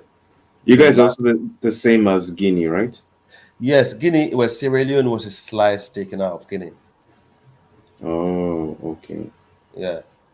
Yes, not all Africans, but like as I said again, Sierra Leone, the Sierra Leonean Creole went to Nigeria and set up educational institution. A lot of people from Kenya, Gambia, Ghana, all the British colonies, they came to Sierra Leone to study, and even the Chinese came to Sierra Leone to study. We had even all Europeans came to Sierra Leone to study, at our university, and because it was renowned as one of the best universities in the world. That's a fact. But obviously, war-torn country doesn't have anything today. Is a dust. Is a fucking country that's been run down. It's been exploited because years later they discovered they got one of the best type of diamond in the world. Multinational corporation fighting over it. We had proxies and so on. The country just went into the dust. But it doesn't take it doesn't change the fact that they managed to set up different institutions over the years, and that helped other African countries. Sierra Leone was part of Guinea, Joe. But when the British came, they took a slice of it and they call it Sierra Leone. And Sierra Leone was a settlement for the Portuguese to cross the America. What does Sierra Leone mean? The Lion Mountain. Sierra mean, yeah, Sierra mean mountain. Yeah, Leone mean lion in Portuguese. Lion. Yeah, it was discovered by the Portuguese explorer. Because from Sierra Leone to the Americas, I think if you have a sailing ship, it's like an easy piece. It's like a motorway. There were a lot of lions in the mountains, right? Yes, that's what they say in this. When he got to the coast from the Atlantic, looking into Freetown, because Freetown, the capital, is like Rio. You see how high Rio is, all the mountains and that, like hilly. That's how Freetown is. It's very mountainous, you know. And basically, what he saw is lightning and thunder and lion patrolling the territory, and it's like, wow. He was like shocked because he never seen anything like it. It's like, wow, the Lion Mountain. That's how Sierra Leone was named. Then after we had what they call Freetown, which is a free town for free slaves who returned from the Americas, Canada, and the Maroons from the Caribbean. But our people always been in that region. Some of the Fuller people were in the north of Sierra Leone. So when the British took Sierra Leone, some of the Fuller remain in Sierra Leone instead of being part of Guinea, and some of the other Fullers remain in Guinea, and the Mandinka and so on. But Sierra Leone tribes and Guinea tribes are all the same people, same shit. People in Liberia also are quite similar. You know. Have you been to Guinea? Yeah, I've been to Guinea. I'm looking forward to go there soon. Yeah, I've been to Guinea. Guinea is a very Guinea is quite authoritarian compared to Sierra Leone, but you know, it's a good country, I must admit. They never had any war. Very protected. Have you been there? No, but I wanna go there. My godmother was from there. So yeah, you said you got Ivorian in you, innit? What Ivorian do you have? Tribe? Yeah, what tribe? Yeah. Baole and Akan. Oh, the Baole. Okay. Yeah, you know them, right? Yeah. Liberia is very close to Cote d'Ivoire, yeah, the neighbors. We are neighbors, yeah. Yeah. Most of the people, some of the tribes in Liberia actually are from Ivory Coast also. It's the same thing, man. Liberia, Ivory Coast, Sierra Leone, Guinea-Bissau, Senegal. You know, these are more similar group of people. The Ghanaian, some of the Ghanaians like the Ashanti, they're more closer to us. Yeah. West. Yeah. Yeah, they're more closer to us in the West, but the rest of them, they're more closer towards the other side. But Ivory Coast is a beautiful country also. But the war in Liberia did not help Ivory Coast because they entered Ivory Coast a little bit and affected them, but they did not last there for long. Yeah. What do you think about blacks fighting, not fighting physically, but fighting for Palestinians? Well, black people fighting for Palestinians. Why? Why are black people fighting for Palestinians when we have the problem in Sudan? Exactly. And the problem in Congo? Why? This is what I don't understand. It's the same topic that we're talking about just now. Why would black people support other people coming to Africa, like the Indians and the Chinese, but they have problem against the black American coming to the continent? Yeah, true. That's why I agree with you with the self-hate. It's a general thing. They look at no one actually want to contribute to it because go on. Yeah. Go on. It's not about anything like self-hate. For instance, let me tell you, when it comes to the Israel and Palestinian kind of conflict, one thing the Palestinians actually did great while this war was going on is the use of social media to spread what is going on there. You understand? Even when the media, foreign medias, are not reporting what's going on there, but the people themselves are making use of social media to spread the news to the world for them to see what's going on there. That's it. But when we come to Sudan, I'm not gonna lie, I hardly find anything or see anything going on there. Do you know why? Why? It's because black people are not interested in Sudan. They're more interested in that's not the case. It's not that black people. The people fighting the war on ground there, they are not interested to project what's going on there to the people. I'm not in Palestine. So But do when you you go, expect? Do you hold on, expect it? sir. No. Do you expect the people that Wait, do the hold on now. what are you talking Let about? me explain. When you go to Twitter, for example, when you check trend, you must see the issue trending there. You understand me? But I hardly, since the war broke out in Sudan, hardly see anything. We don't see anything there. If we actually see something, people will trend this thing for free. So we need to be honest. The people there have not actually make use of social media to, publicize what's going on there. Well, That's the difference. Why don't we do that though for them? Because the thing is, if they're social Because media, I'm not seeing. Okay, I'm not seeing. If I see a video or anything, I will post it. I will repost it. That's just me. you mean documenting the war, like people are Thank actually. you. Yeah, For incidents, I will post I it understand what you online. mean now. Yeah, I understand what you mean now. Yeah. Some of us are Yeah, not there. but We are not going to be there.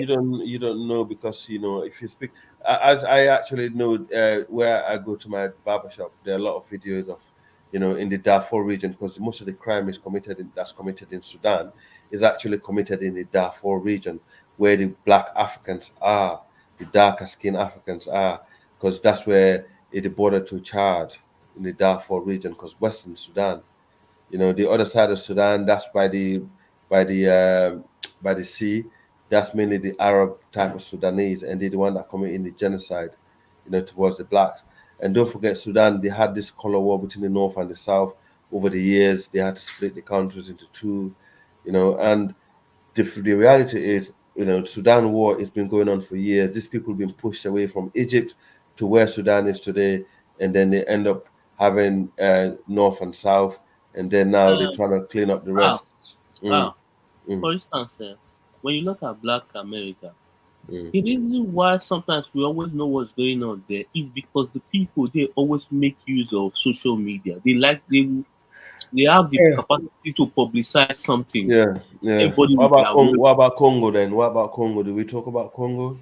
That's the same. See, one thing I also respect Nigerians for is that when something is going on in Nigeria, you see our people on social media publicizing these things. That's just the fact. We know how to. We don't even need the local media. Our people, they make use of the social media by making the world know what's going on there. So it's all about the people on ground there. Some of us we are not going to be there. We will never be there. But through social media, if the people on ground can publicize this thing, others like us, some of us, we will be able to tweet and and push for the government or the world to join the movement, find a way to resolve the issue. But they are not doing it. So what do you want us to do? Yeah, well, I think that I've seen enough videos about Congo and Sudan. I don't know about you, but I've seen enough to say, you know what, I don't want to see it again because it's too much. Whenever I see one, maybe once in a while, I do post it. But sometimes you got to be careful of those things because you don't know if it's also genuine or not, right? Because like Nigeria in general, I've seen so many videos, with Nigeria, where a lot of the videos have been circulated, and then only to find out that it's actually fake videos, right? But that's what I'm saying, that at least people are able to push for something. So in those reasons, when we talk about this war now, how many of us have really seen anything there? We people, see, I always say Nigeria government might say in many things, but when it comes to the spread of internet, they have actually done well when it comes to spread of internet. Because internet services have gone far in the country. You understand me? So that's the difference. Many of these countries, I don't even know if they have such. Yeah, I know what you mean, but the thing is, sometimes you got to be careful of the internet age as well, because as I mentioned, a lot of fake news in Nigeria is one of the places where a lot of these things are circulating. I remember years ago, things like this were very common, but thank God, some people know how to use the social media and you can expose the reality. But Palestine war is much more ancient war and it's a bigger war. That's the reason why it's gaining more clout than the one in Sudan and the one in Congo. And also, we know the Western media who control, the media always projecting on that part of the world. So it's not because of the local people. I think it's to do whoever control the media outlet.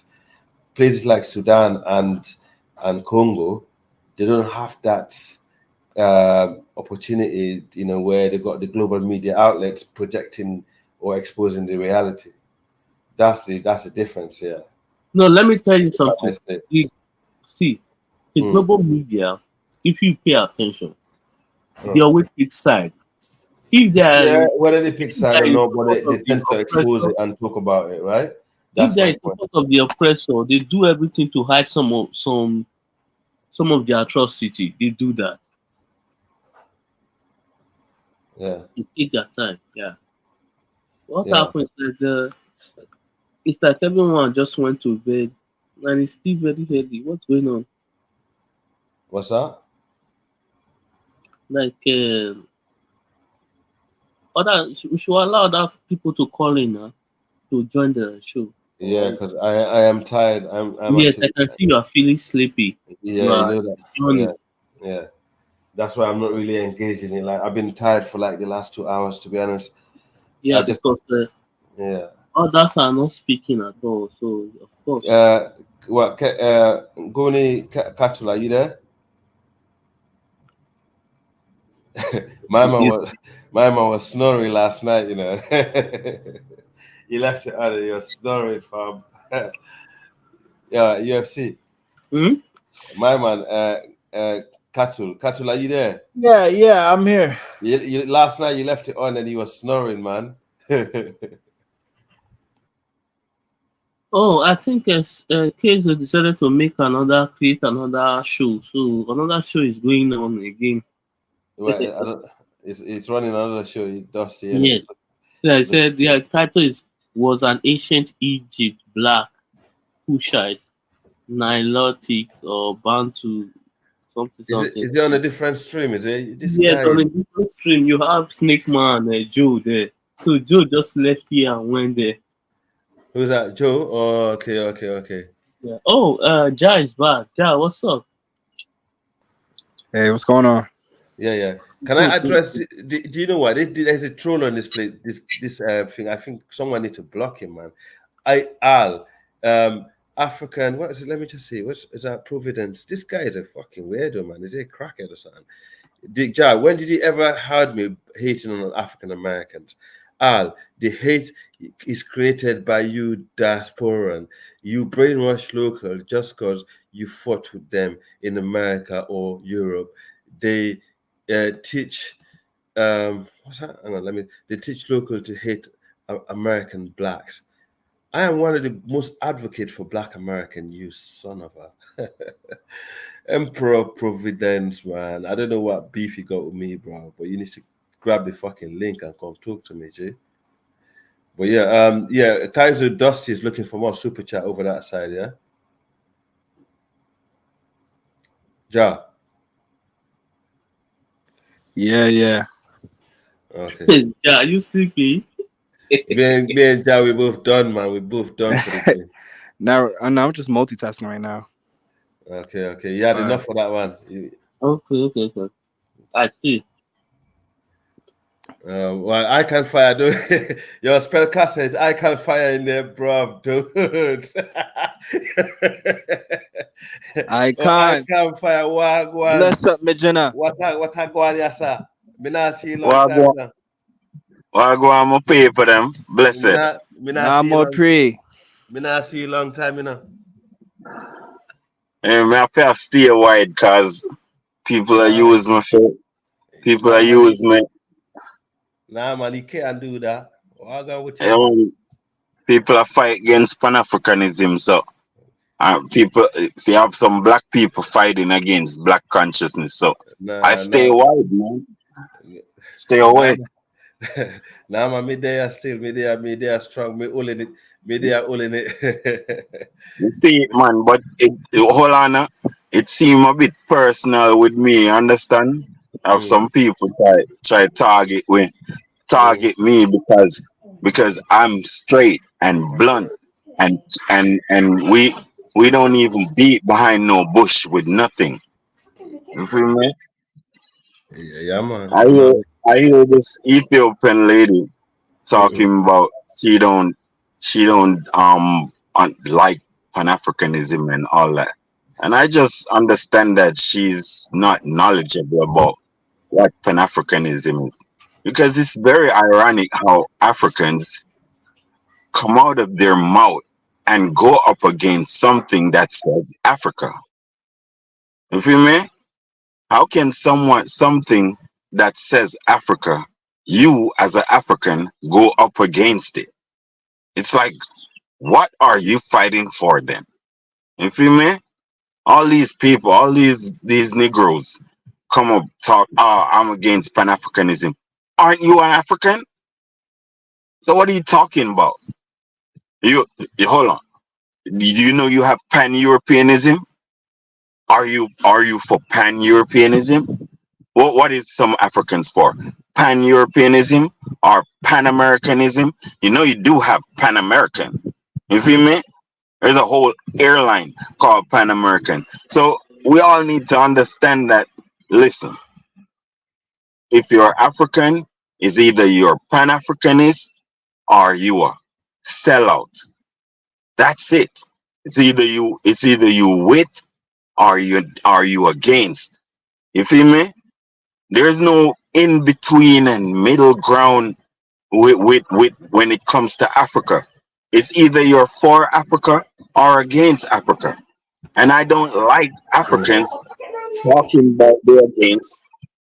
They not Pan Africanists. You just proudly say you're not Pan Africanist. That's why I don't like. I don't appreciate that. I don't even understand that. See, now see. Let me tell you. Let me tell you one thing. Yeah, you see, some of the people them. Yeah, some of the people them in this platform. Yeah, so them have different agenda. See me? See me? I say. Yeah, of course we know that, and that's why we are you. That's why I punch so hard because you. Let me tell you this: Pan Africanism is already on the ride. It's already on the roll. It's already moving. You feel me? So all who fighting is hopeless. It's a hopeless fight. You feel me? So that's why I go strong because you're not gonna win. And I know you stupid. You feel me? If you fight against if you black and you fight against black consciousness, you stupid. If you black and you fight against Pan-Africanism, you're stupid. It don't matter how much you can read and write. It don't matter how much what they call it masters you have. You're stupid. If you black and you not with black people business, you're stupid. It's like just face it. You feel me? If you think you can go over to the white side and leave the black side, well, there is where you look like a little raisin. You feel me? We need to stop that behavior because it's not gonna work. You feel me? All right. Al, right? You went through your days and maybe you wasn't so conscious and you marry your white woman and all that. It's okay. You feel me? You're an African dude. Africans are doing it too. You feel me? But you need to just be mindful and watch that stuff.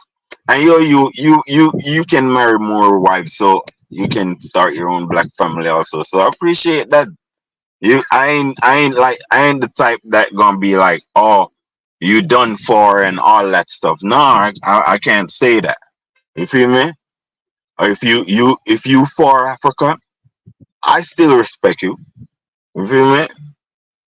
Yeah. But I don't trust Mama Dumbua.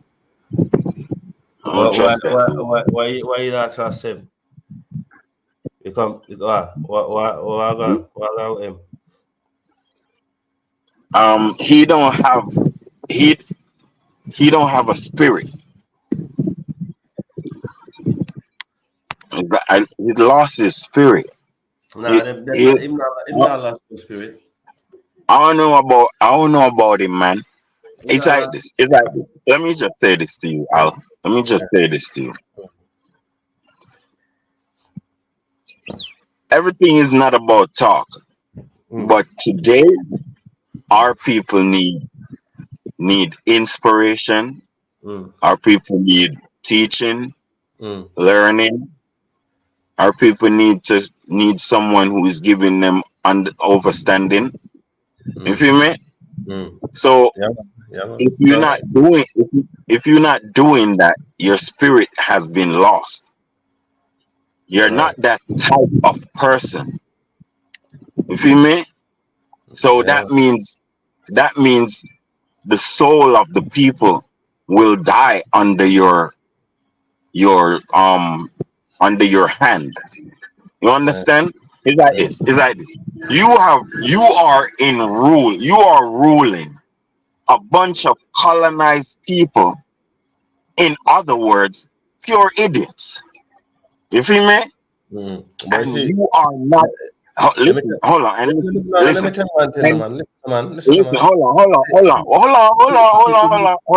All right, when I say that, it's just a general thing to say that you are in a third world level and you need to come out of it. But what I mean is, like, if you can't be part of your people wisdom, might as well you step down.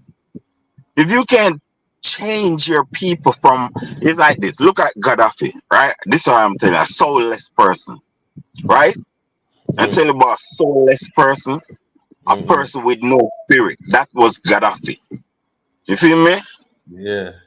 So all the 40 years of his rule, that means everybody that was 40 years old was born under his regime. You understand? So he could have trained a bunch of idiots. He could train a bunch of black loving people, or he could train a bunch of people that want the chance to enslave black people. Can't wait for the chance. So what I'm trying to say is, how the book open and expose itself is when bitch ass Gaddafi died.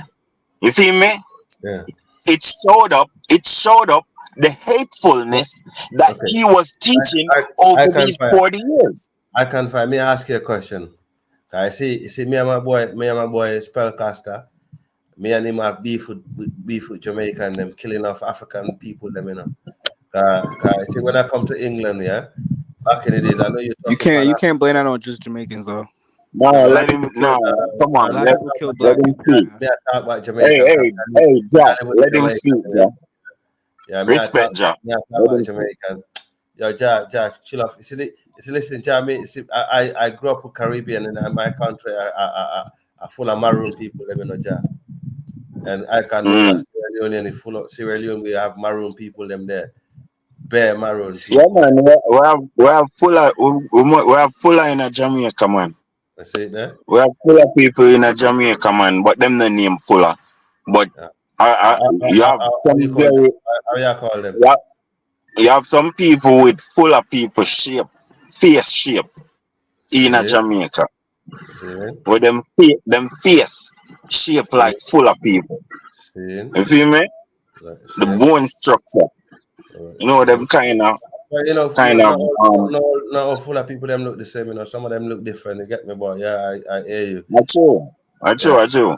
Some of them. But you know what? Yeah. But see the maroon. Cause full of been mixing over more than the typical African. Yes. See full of been mixing more for thousands of years more than the typical African. See it there. But you see it there. But you see because them used to travel the north, with like Olana is like full used to represent even in a even in a Hannibal time. Yeah, man. Libya. You Yeah, feel man. me? Them a travel everywhere, man. Was around. The man the house and the man think and the bombard the people them. Yeah, man. Yeah, them a travel everywhere, man.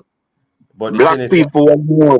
Black people was more in the north at that time. Me I say, the yard man them in England, them are killing off Africans back in the days, yeah.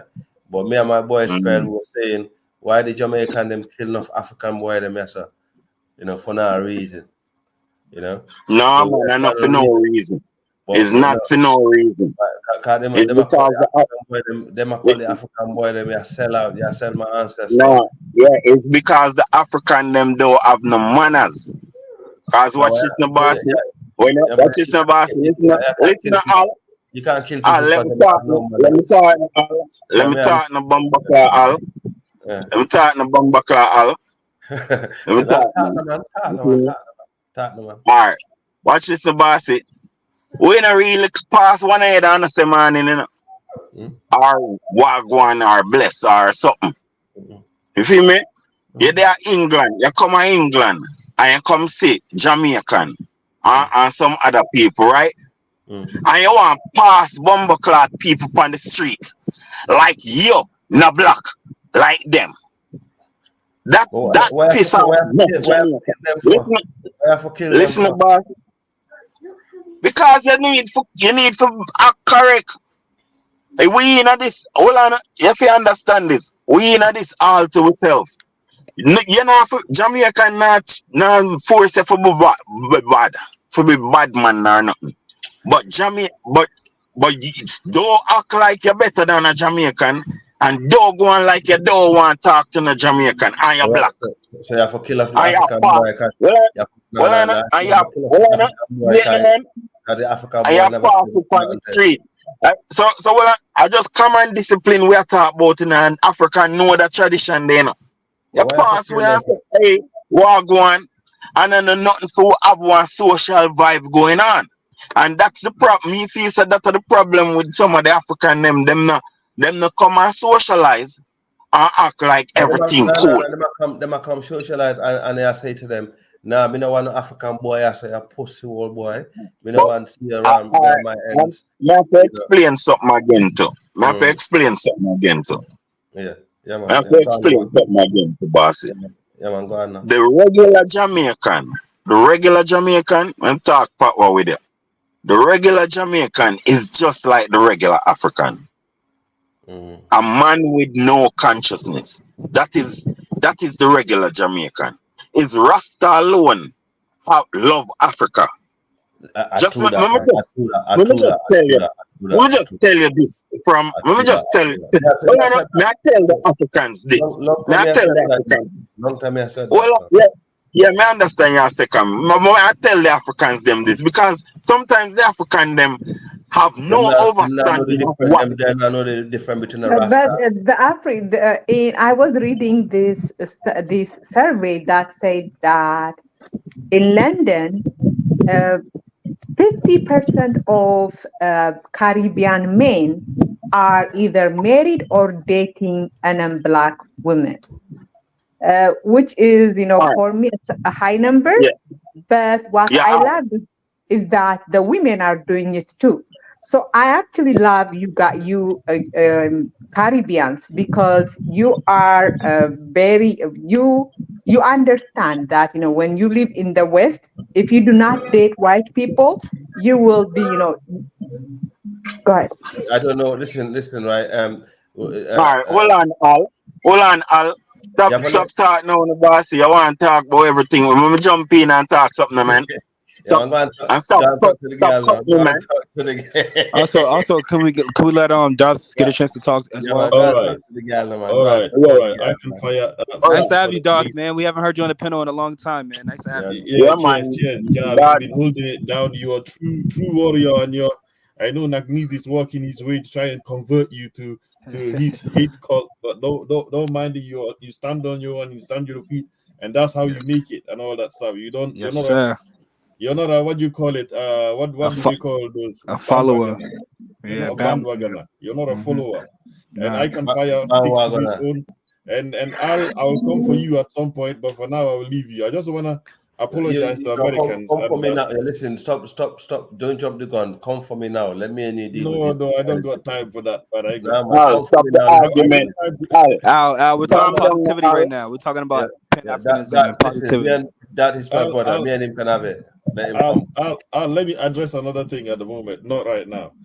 For the Americans and all that, there is no hate. Hate is too much of a strong word. I don't hate anybody, but if you're fighting Nagnizi, if he's attacking your people, you have to attack his people. Hey, so God, if you hold on, God. Crossfire, it's what it is. God, so it's God, Nagnizi. Hold on, I can fire. Hold on. Nagnizi attack. But don't call that. Hold on, man. Don't call that poisonous Negro name, man. The Negro is poison, man. Don't call his name, man. Talking about that? All right. If you're fighting that guy, you need to fight fire with fire and all that stuff. So that's all there is to it. So it's no hate. Yeah, but don't call his name all the time. You're making him popular. All right. You're making the Negro popular, man. You're now a Pan-African capitalist.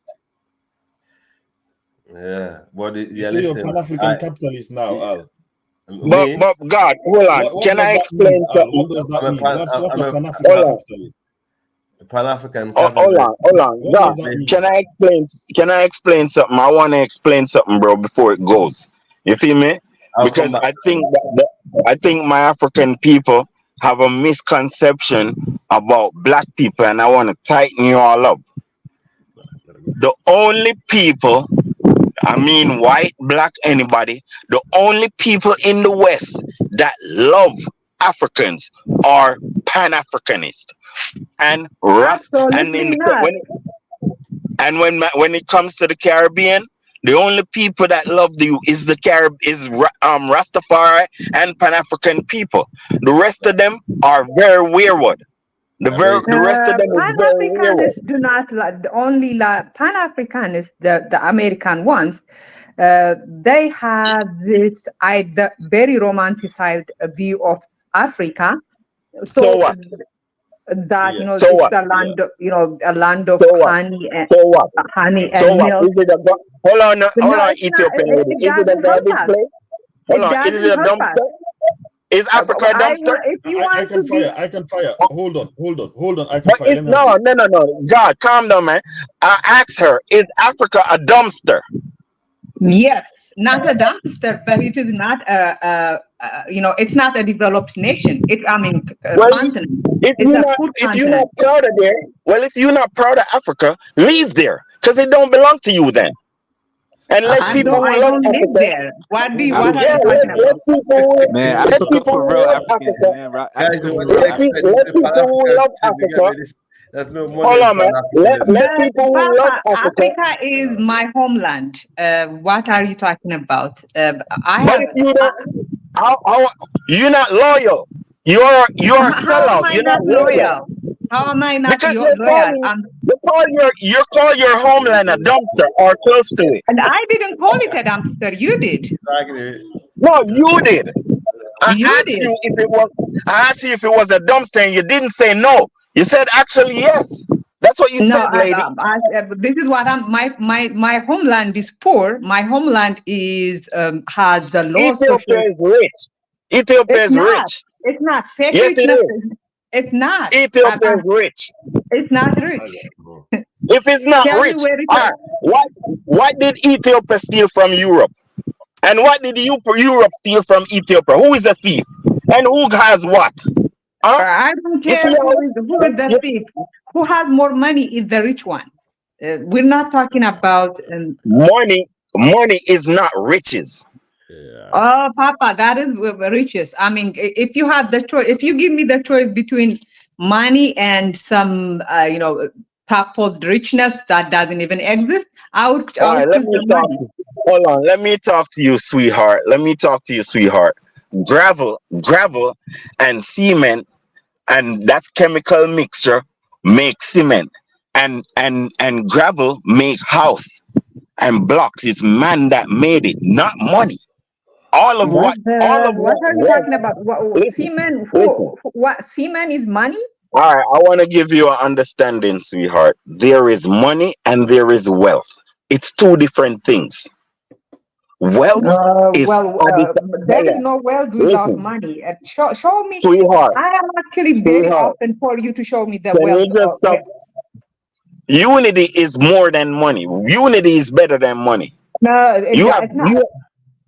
It's not. If it is the hello, hello, hello, Can I ask hello. you my Wait, question and then you can start? wait, boss man. I'm trying to hold on. I'm trying to make this lady love her country because she don't know what wealth is. You feel me? All right, so Wealth is give other when people a you chance to talk to it. Okay, Icon, please. Finish your statement, but allow other people to talk to. But finish your statement. Yeah, man. Let the other people them talk, man. Yeah. Let me change. Let me put back. Let me just say this, man. You feel me, my brothers? Yeah, man. Icon, some Wealth. people you just have We to can face the fact hold that on. some people We is not can. African consciousness. You know. Yeah, I They're not understand. African But I'm conscious. telling you, talking to my brothers now. Me and you, all of us right here, can build a road without money. We can go get the gravel. We can get a rolling thing and roll our own roads, and we can get bricks and we can bake bricks and build nice roads without money, and that is wealth. Absolutely not. Absolutely not. If you could make a road, that is that is good road, not something that that will just fall apart 2 days I'm later. talking about excellent I would roads. I'm talking about excellent roads. First of all, you're a woman. All you do is clean. You don't know nothing about absolutely not. construction. I do everything you do, and Oh but yeah, I don't you ever understand. Okay, so, yeah, I'm have a you ever woman, but you ever clean a sewer? You ever made a sewer? You ever clean a sewer? don't worry about that. Tell me how you're gonna make road without money. Man strength. Something you don't know How do about. you do Man it? How strength. do you do the strength thing? Where do you get the material from? Where do you get the machine from? Where do you get all that? What hold on. First of all, it is fire that made steel, not money. Alexis, I Fire. clap for you. That's a good comment there. You But see me? yeah, But Okay. of course, money is. is. I'm gonna get out. I just want to have this one. I can fire. All I'm right, gonna that's get it. out. That's it. Go ahead, big man. So Al, you've moved from God, you come for me, yeah? Do you come for me? Yeah. You got No, time? hold on, mate. Hold on. You moved from Pan-Africanism to Pan-African capitalist to now anti-Pan-Africanist. No, I'm not Yes, anti-Pan-African. I'm Pan-African capitalist. I'm not okay, so anti-Pan-African. you're stopping at Pan-African capitalist. Okay, fine. Yeah, So which sometimes it teeters down to being anti-Pan-Africanist, because I've heard you in some streams completely denigrate Pan-Africanism. Fair enough. He's a listen. What he does is hold on. hold on. He just hold on. The only thing I hear Al do is try to go in on Kwame Nkrumah. I don't like that. I think you should stop Al. But hold I on. think you should stop. But that's the only thing I hear him. I want Al to define what he means to himself as a Pan-African capitalist. What do you define as that, Al? I'm not saying I have a problem against it, but I want you to define your Pan-African capitalism. What is it? Okay, Pan-African capitalism is every Pan-African is a capitalist.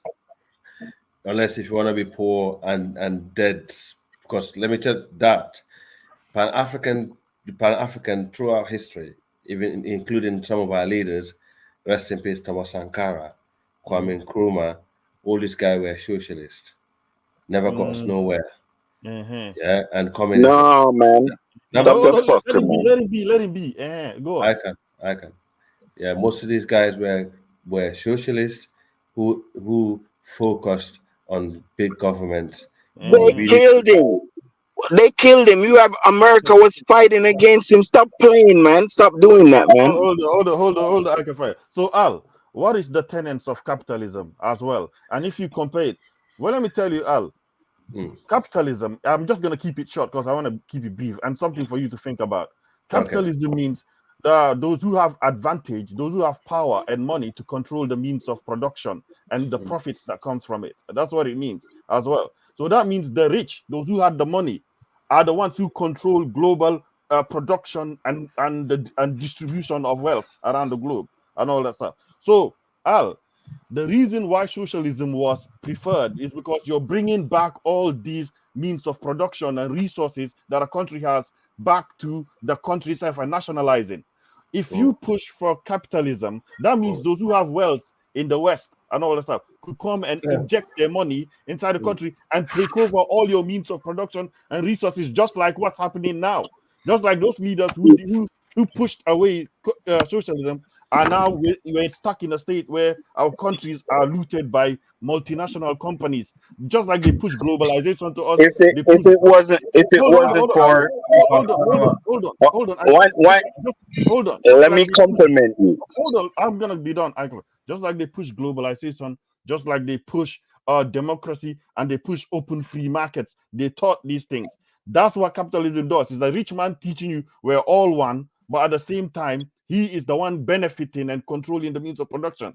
So that's why they opted for socialism, so that it's not that they preferred it and that was the only way they're gonna be. They opted for it as a means to rescue back the Can I say this?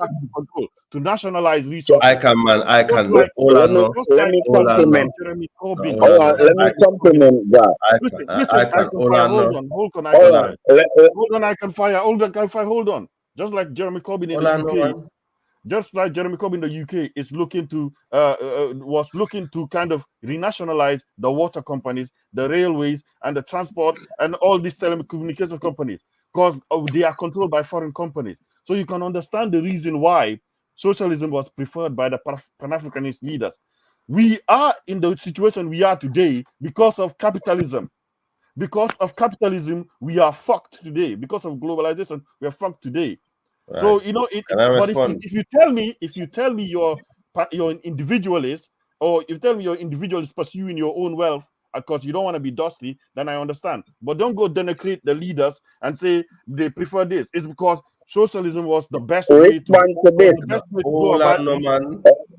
Respond to this. Hold on, one phrase. One phrase. I mean, I like this. I like this. Yeah, but one phrase, and then I let you go. Nah, man, you have to hold on. Nah, man, you have to hold on now. Hold on, no, man. That. But socialism, where has socialism worked? Where has socialism hasn't worked anywhere? Thank you, sister. It worked in China. It never did. Let me work in Russia. It didn't. It worked in China and Russia. It didn't. China and Russia is about to take over the world. It didn't work in Russia. It didn't work in China. It worked because of the fact that a lot of countries follow the American model and Americans are more friends. So you have the socialist islands around the world. Listen to me. Oh my days, I can't debate with that. You just made it. No, you're not listening to that. You asked me a question. Thank you, sir. Thank you. My type of Pan-Africanism, my type of Pan-African capitalism is having enough black billionaires set up a government. Basically need to step aside, let the money in the hand of West Africans, for example, or Africans who have the wealth, and also facilitate the wealth in the hands of the African people to establish multinational corporations in the continent to set up corporations who will develop the region. So no problem. You want a bunch of rich black people or black groups as well, but no problem. But if you just speak it just like that, I just want capitalism and all that stuff. It's gonna be. Hold on, Al. Hold on. If you say we just want capitalism just like that, you open yourself up to be from foreign money to be injected into your country and have your system let the foreign money come in. So that's why you have state control capitalism, which is essentially socialism. You understand what I mean? Because can I say something now? That's what the Chinese did to succeed. You understand? It's essentially social. The Chinese subsidize their own companies. You understand what I mean? They do socialist things to benefit their own people as well. So that's why China is control capitalism is socialism. Now, when you say you want a bunch of black groups, but I'm just saying, don't open yourself up and say, I'm here, I'm open for anybody to rate me. You understand what I mean? This is what I said from the beginning. Build our own billionaires in the region and the continent. Build our own institutions that will work with one another regionally, so the wealth will remain in the region and in our people's hand. You cannot do that. No, but can I? Yes, you can. Yes, you can.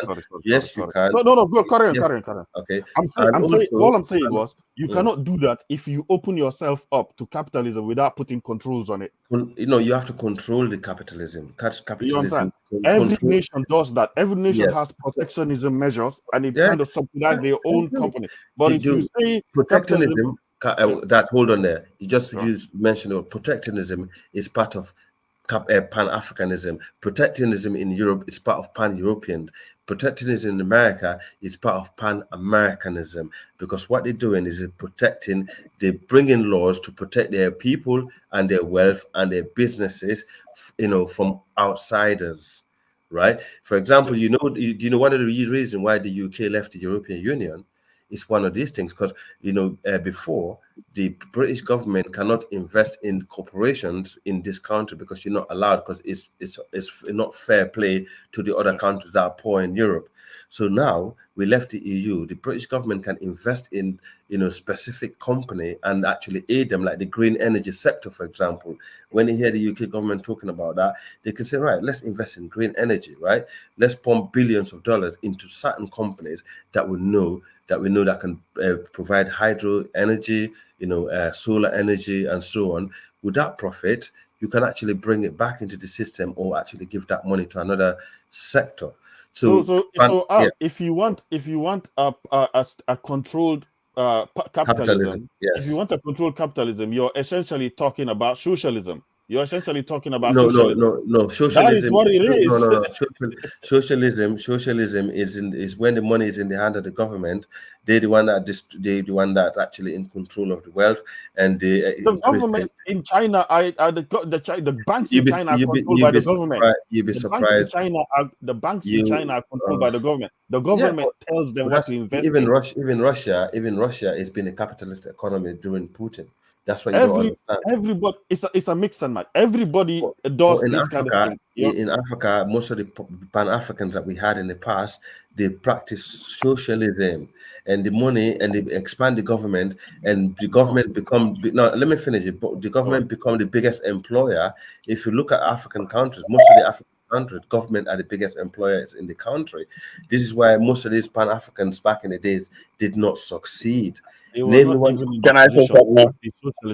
not even in a position to practice socialism because they were busy fighting liberation and busy trying to rescue back the nationalists. Can the sister Marisha say something? Yeah, calm down. No man, me calm down, man. Let the sister talk, no man. Yeah, man. Yeah, blessing though I can. Me they can answer to everything, all man. Yeah, man, I true that one. Marisha, you want to say something, sis? No, not really. What's the topic? Africa. Can Black American help Africa, since Africans are poor and Black Americans are educated? Well, some people may not like what I have to say, but I don't think really African Americans really can help too much. Someone need to mute.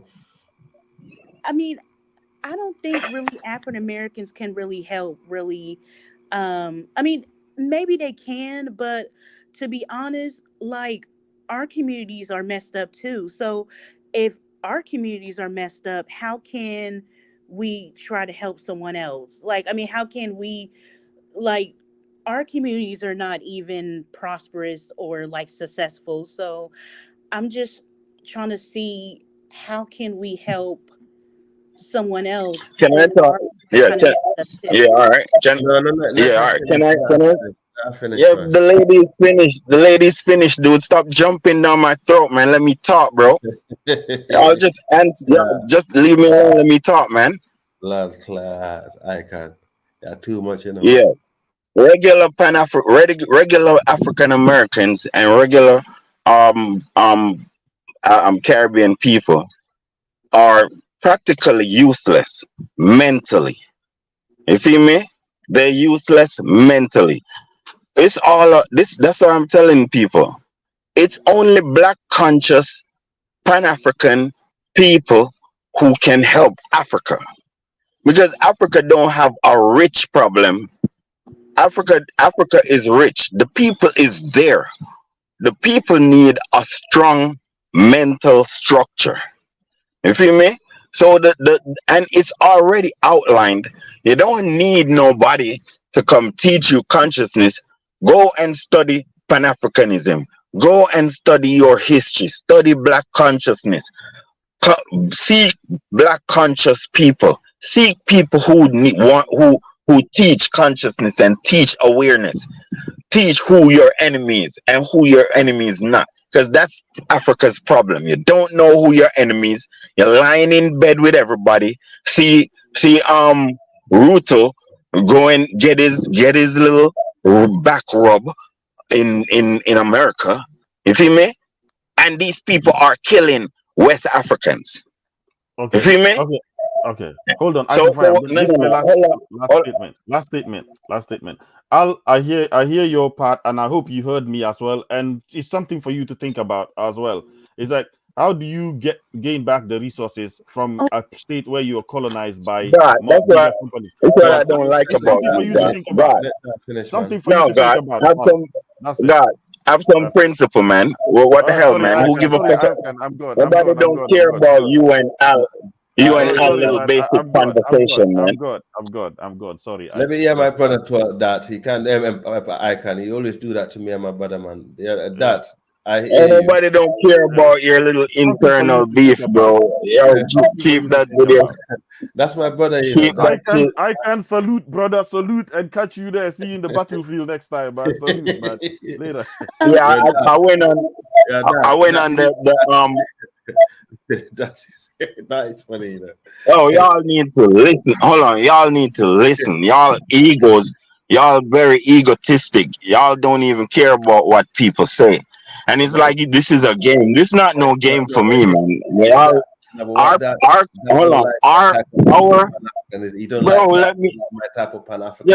me talk, man. Our continent is in problems. Our continent is in problems. We don't even have no time to laughing thing. You have so many military bases, foreign military bases in Africa. This is war. These people are at war with us.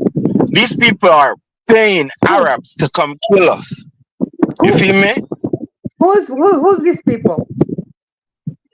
You Western Europeans and America. That's who I'm talking. Your family, your friends, the people you kissing up with. That's who I'm talking about. You feel me? Loudy woman. But you are in Jamaica. How are they coming to kill you? No, it's not. ICAN is in the continent. I'm an African. I'm an African. I'm an African. I defend Africa. You feel me? You are not African, right? You are actually Jamaican, right? No, I'm actually African. From what country in Africa? I'm from West Africa. West Africa is not a country. What country in Africa? In West Africa? West Africa. So they the colonizers draw those borders, right?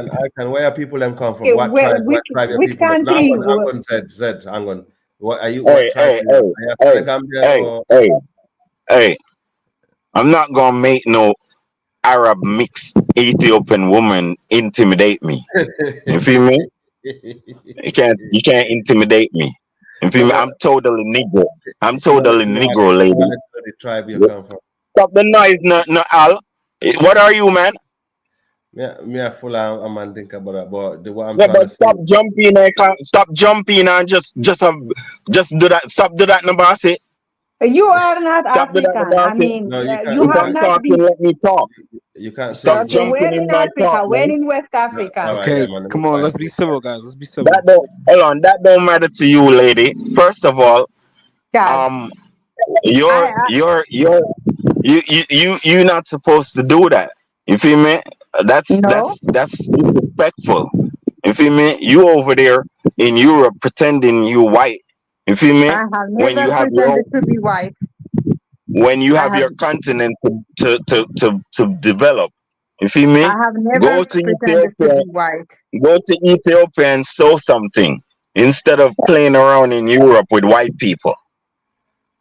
Think we don't know what you're doing? Trying to get white men, trying to mix out your little brown color. No, You feel me? actually, You can't, you your can't people intimidate me.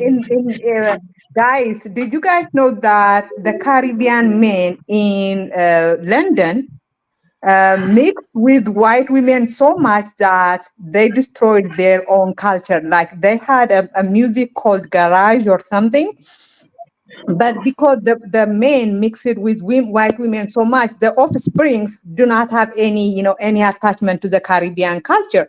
So really, the real ones that are trying to, erase blackness are the Caribbean men, like, this guy who's, trying to pretend to be African. No, I mean, listen. Everybody has their faults. Our people are colonized people, just like your people. You feel me? A lot of My Africans people land. are, I am very proudly, I do not pretend to, to not like white people, to not like white men. Yeah, we But know that's what you do. That's what y'all do. You are partially colonized. You are what you'd call by extension colonized. The Ethiopians. You're it doesn't colonized matter. by But where in extension. Africa are you from, my Okay? dear? Where in So Africa are you so from? so colonization have turned you into a white lover and a black hater. You feel me? But And that's a you are shame. trying to colonize That's Africa. shameful. Where in Africa are you from, my dear? I'm gonna jump off, guys. Yeah. That I hear what you're saying. We will soon come and actually. I think one day me and you that should come up when you have time. We can discuss, really through my type of Pan Africanism, my brother. But I can fire Jazola, Kettle, Cattle, Zad. Hey, respect that. Yeah, Respect yeah. that. Nigeria first. To the brothers in the chat, love and respect, and God bless Africa and Black Africa. Love. Yeah, let me tell you Good night. something. If it wasn't for socialism, Ghana would be like Sierra Leone. You feel me? It is because Kwame Nkrumah, and it's not even socialism. It's really Pan Africanism. It's really black consciousness that caused Kwame Nkrumah to install so much projects into Ghana for it to be so developed now.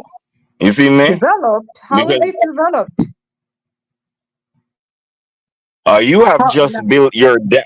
You have just built your dam. Ghana has had electricity since the 1960 when Kwame Nkrumah built his dam in Ghana. but I was in Ghana in 2014. Ghana is not developed at all. Yeah, but a lot of places in it have a lot more. A lot of places in it back in the 1960s and 70s had a lot more than a lot of African countries. So it was more developed than a lot of African countries, sweetie. But And it is, and it African is countries in. are, and you cannot even use Ethiopia because Ethiopia is like almost dead last. Like Ethiopia is the poorest, probably the poorest of the poorest nation in the world. So do not compare it to No, Ethiopia. no, Ethiopia has a lot of people, but Addis Ababa is rich, and it just Not. got it just need time, and it need loyal people to grow Addis Ababa more and develop another city, the other cities. You feel me? Addis It's Ababa just is not because. developed. Addis Ababa is not developed. It's not. I don't even know what area of Yeah, Africa Addis Ababa but could it's be because considered. It's because your people don't listen to the Rastafari people in Shashamani. Why it's not Well, developed? how come the Because Rastafarians cannot develop their own country, Jamaica? And I mean, it doesn't make sense. Jamaica is not bad. Jamaica is nice. No, You it's need to not. take a look. No, Well, it's not. you need to go there. Well, you need to Let's go there because I don't let's know where Google the fuck you're the seeing. Yeah, go Jamaica ahead. is not. Google Jamaica. I welcome you to Google Jamaica. I welcome you. You feel me? I welcome you. And you be jealous of us. You feel me? So come on. You feel me? But I don't boast on Jamaica because it's just an island. You feel me? Africa need to be a world power. So my focus is on Africa. You feel me? Jamaica is Just not developed. If Jamaica was developed, your people will not be going to all over the world. Or Jamaica is Jamaica. It's a plantation, sweetie. You feel me? So what does that mean? It means that it's underdeveloped because white people and Europeans, Western Europeans and America purposely keep it underdeveloped. I don't know if you would agree with me, but the same thing is happening to your continent too. Tigray, you feel me? Yeah. So you know that America was backing Tigray to invade Addis Ababa. That destroyed your country a lot. Just the other day, you know how much money and human life, 600,000 people. You know how much money and human life, white people, your people whose ass you licking, you know how much Ethiopian lives those people cost? And you there being friends with them? You should stay in Ethiopia and be poor. Because I'd rather be poor and live free than have to kiss up with my enemies and live like a bitch. You feel me? That's what I'm telling you. Some of this disloyal behavior that you Africans have, it's unfortunate. Very unfortunate. You feel me? You need to be pro-black, pro-African. And you need to stop white people from you need to take your continent, take charge of your continent and make sure none of these dog shit people who affected your continent once survive in your continent. You need to stop them from surviving in your continent. That's what you here to do instead of living your life trying to be living jacuzzi with white people. Make your own jacuzzi in Ethiopia. Make your own jacuzzi in Africa somewhere. Everybody just crazy around this. You looking for smooth life, looking for sweet life. I don't blame you as a woman. You feel me? But you as a woman is the carrier of legacy and what you call cultural legacy. Imagine you teaching your kids. Imagine what they learn. Huh? How to underappreciate Africa and how to give awe to Paris. Huh? How you teach your kids how to adore goddamn London. Worthless people. That's worthlessness. You need to take pride in your shit. Yeah, if you're gonna go to Europe and learn some stuff and want to bring back a skyscraper, the design of a skyscraper and build your skyscraper in Ethiopia, then that's the only time you're rich too. You need to know that. You need to know that when you build your structure in Ethiopia, that's wealth. You can't own nothing where you is. Where you is in Europe, you can't own nothing. They're gonna make sure of that. You feel me? Maybe have to bleach your skin and make them feel like you white. You try to trick them. I don't know. You don't have to lick a lot of ass to get rich anywhere in Europe or America here. Yeah. A lot of our people think that you can run away from yourself. There ain't no run away from yourself. Your shadow is your shadow. You can't run away from your shadow.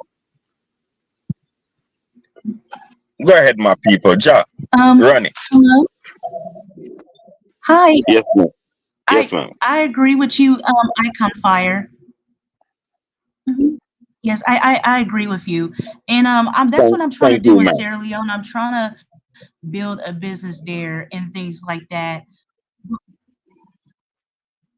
I want to tell you, I want to give you advice about Sierra Leone, and it's a general Oh, I'm advice. sorry. I thought Um, Hold on, no. Good advice, positive stuff. You feel me?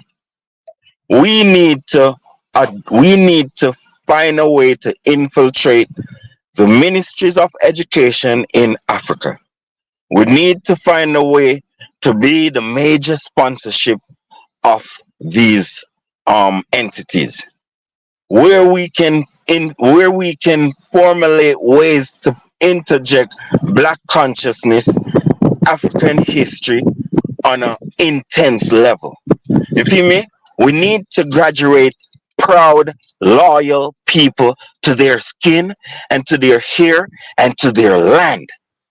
If we listen, if we do not address these problems, it is a fleeting illusion to be pursued but not attained. We need teams. You can't have a team with idiots. We need so you now Suya in Sierra Leone, you have to look around and be like, well, it's hard to get a team because people are wayward. They don't understand the blackness of what we talking about. They don't see their hair like how we wanted them to see their hair. You feel me? They don't see Africa like how they are supposed to see Africa. So these people are a problem to their own goddamn communities. You feel me? Just like regular Americans here and regular Jamaicans. As I said, I'm a black conscious Pan Africanist. So only black conscious Pan Africanists have these views and have these logical outcomes, theories. You feel me? So this whole bunch of laughing, whole bunch of jokey people think we need to stop our people from laughing and joking. Because you're dying. Ain't no laughing in that. Hold on, where is the laughing from the people, the maybe thousands of people that died in the Mediterranean and the Atlantic Ocean in the past 5 years? Are they laughing? Is it fun? You feel me? Some things happen to us and we are Moroccans shoot down Sudanese people and we be like, oh, they are Africans.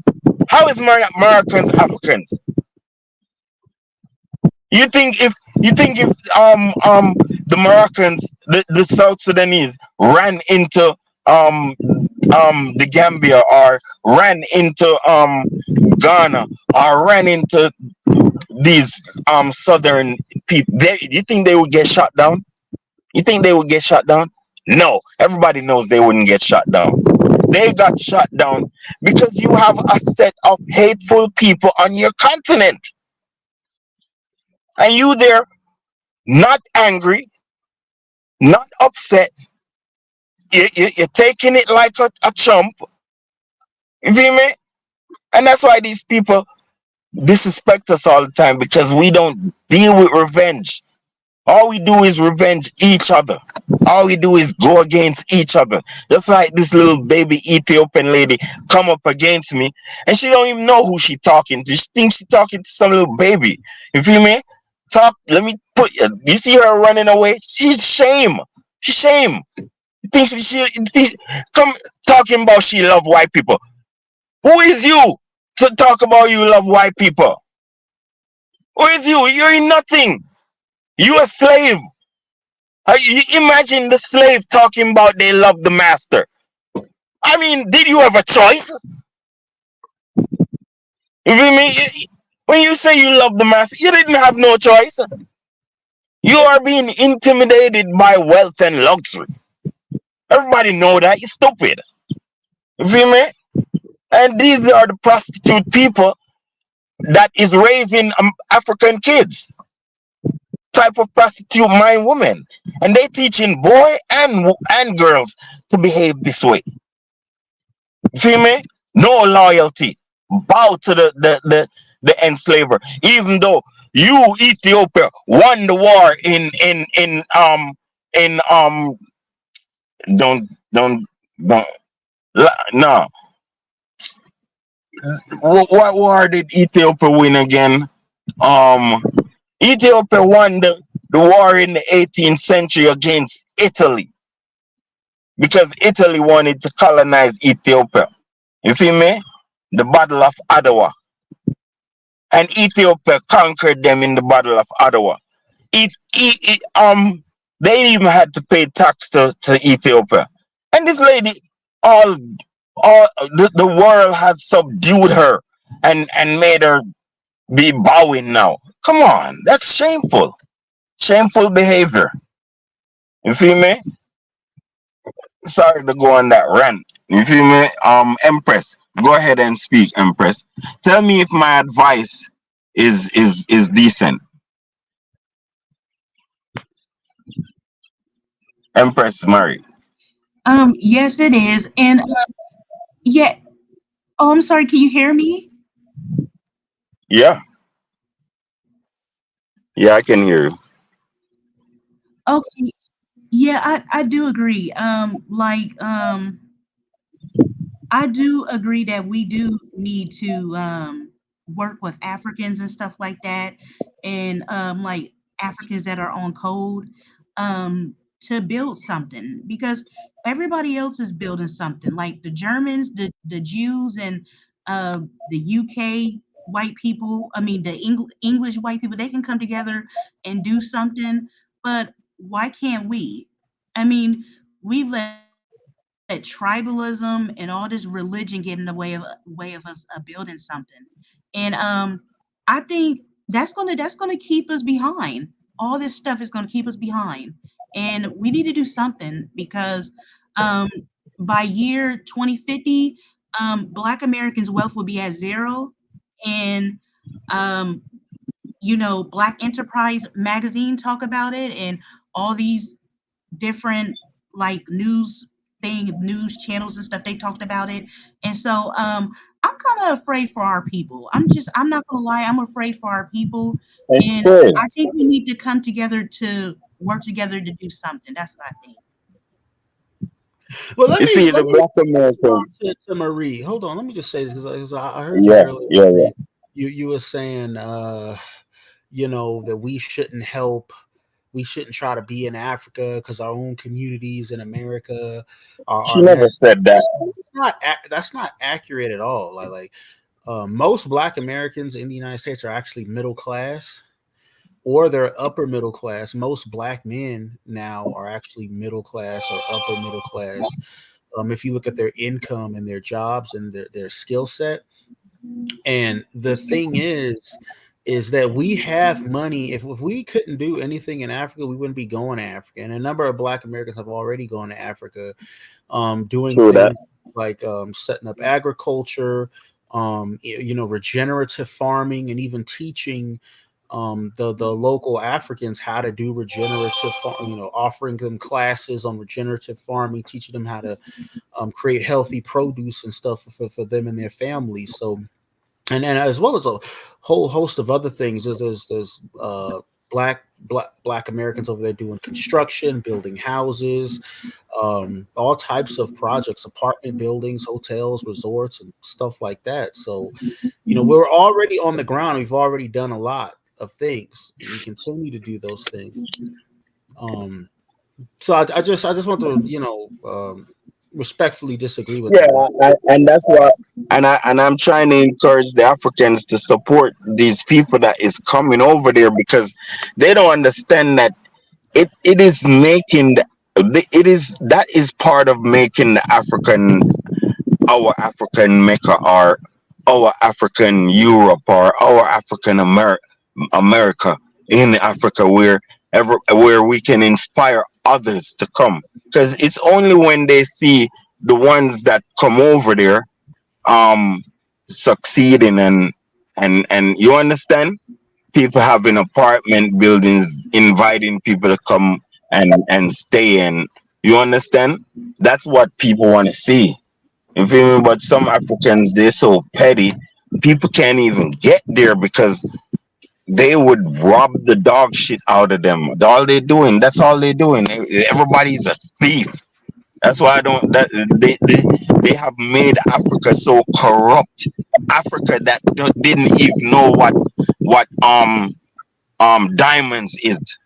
They didn't put value on these things. They didn't put value on money. Of course, gold had value, but it wasn't so. It wasn't this whole bunch of jealousy. But everything isn't every. People are not safe in Africa. I'm telling you. So in some places in Africa, people are not safe. They're killing them for $1,000 and all that stuff. Yeah. But not everywhere. It's not everywhere. Because I'm planning on going to Africa, even though I know some stuff is not good. I know good is there. You feel me? Go ahead, Empress. Can I please chime in a little bit to Mr. Cattle?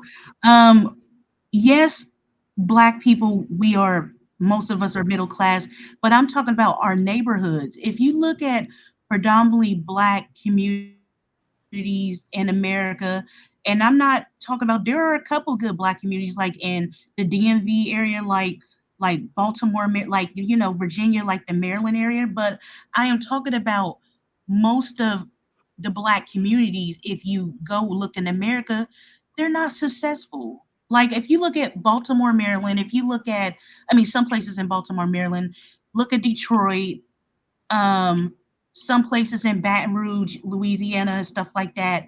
Our communities, they're not prosperous. So that's what I was saying. Like, I'm not saying we can't help, go build in Africa. Like some of us are doing that, yes. But what I'm saying is our communities are not built up like the way they stuff like that. I just feel like our communities could be a lot better than what they are. That's all I was trying to say. I'm not saying let me respond. Can't go. I'm The saying thing is, is Black that communities.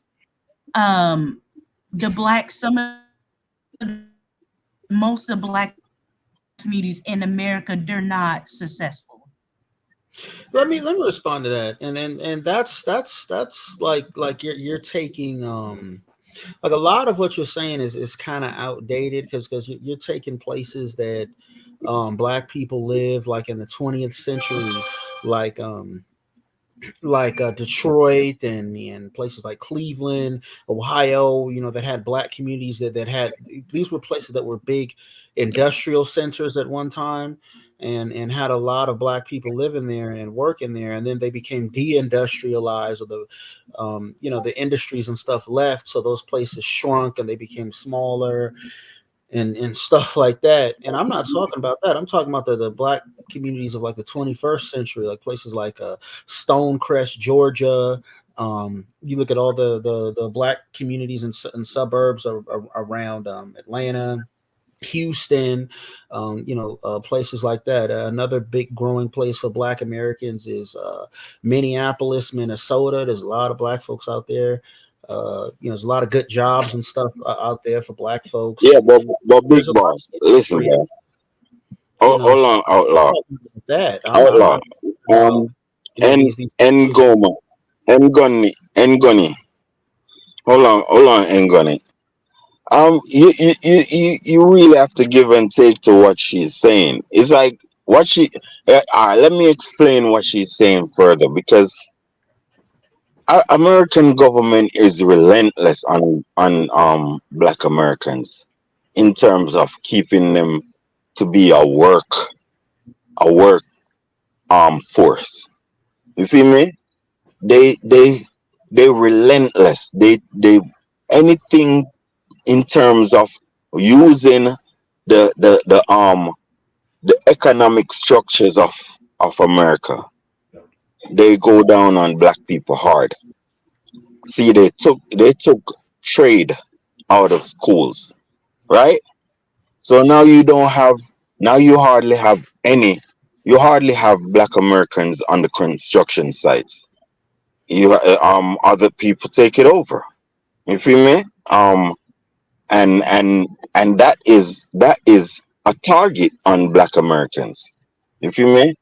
You mentioned Detroit, right? One of the reasons why those car companies shut down or moved is because they don't want black people to achieve further than where they was. You feel me?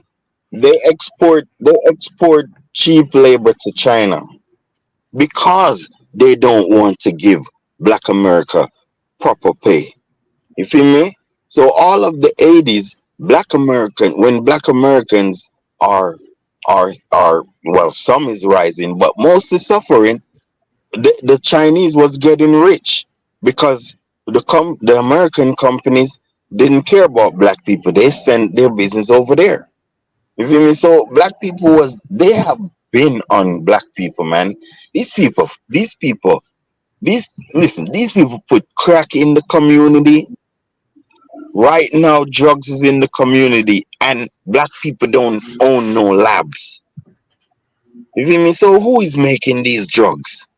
Who is making these pills? You feel me? So we have to look at things that every man could be somebody. So when we lose one, it could be somebody that benefit you. You understand? When we losing our people the drugs, that's them winning. You feel me? That's them winning, and what their mission is going on. So when you see a few black people falling through the cracks and they achieve and all that stuff, man, it's like it hardly counts. These people are deliberate in what they do. You have red line, red flag. They on us, bro. They on our people, bro. You feel me? Yeah, if I could get in. First of all, what people like you do, Econ Fire, is you guys look at the poorest black people, the most desperate black people. You look at the areas that have the most problems, the most drug addiction and stuff like that. And you only You have a identify. point. That's what you do. You You have a only point. You have a identify point. that, and that's the only thing that you want to talk about. With me, I focus on middle class, upper middle class, upper class black people who are successful, who have money and capital, and who are going out there and doing things. And that's what I focus on. I mean, I don't focus on the people that are on the bottom who need to get their weight up and get their money up so that they can improve. And you sitting up here talking about drug pills and all that kind of stuff. I don't come from that culture. I'm not a drug user. Okay, there were a couple people in my family that had that issue and stuff, but most of my family are hardworking, successful people. So I don't, you know what I mean? I don't focus on those things. I'm not interested. I mean, like, I don't. Up here to talk about drug pills and that's the shit Eminem be talking about in his songs. Yeah, but you talking about the way you talk, bro, is I. You feel me? This is not a I thing. I don't care about you. I care about my people in general. I don't care about the rich ones. I care about the rich and the poor ones. So don't blame me for talking about our poor set of people. Don't do that. Blame yourself for not thinking about them and not thinking about you being down there too. Because if your people is down there, you're down there too. There ain't no way you think you outside of what everybody else is dealing with. You are black, everybody black. So we all in the same boat.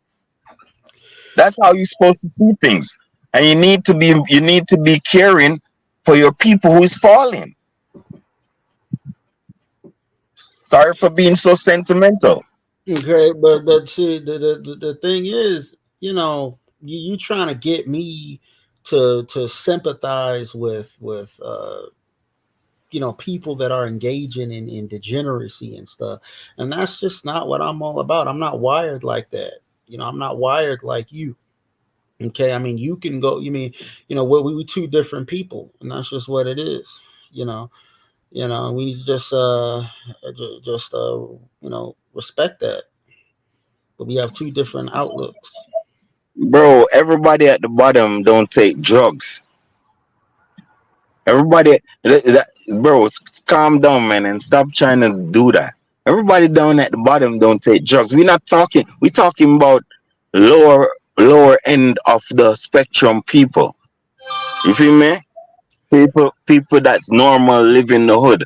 People that go to work and all that stuff. You feel me? Calm down, man. Don't just jump like that, man. Calm down.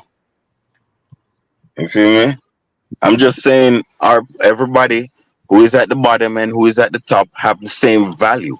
And the thing is that see, black folks have to grow out of that. Like, we keep thinking that we're this poor group of people, and then we're all on drugs. Or the crack epidemic ended, in the late 80s. Okay, that shit is over, but we still talk about that shit like it's still going on.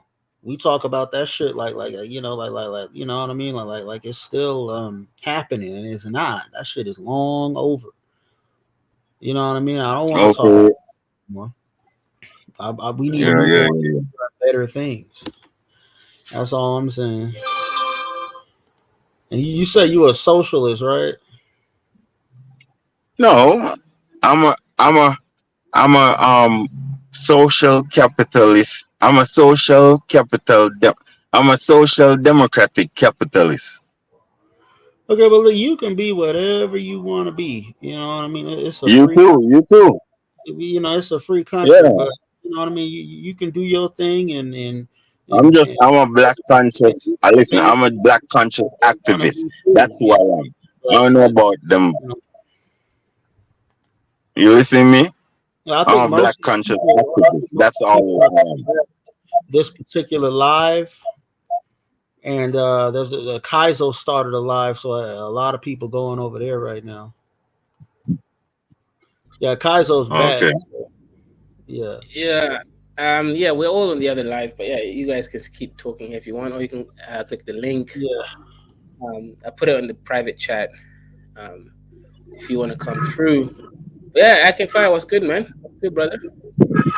It's all good, boss, man. Were you scared I of being $5? No one's gonna kick you out tonight. Don't worry.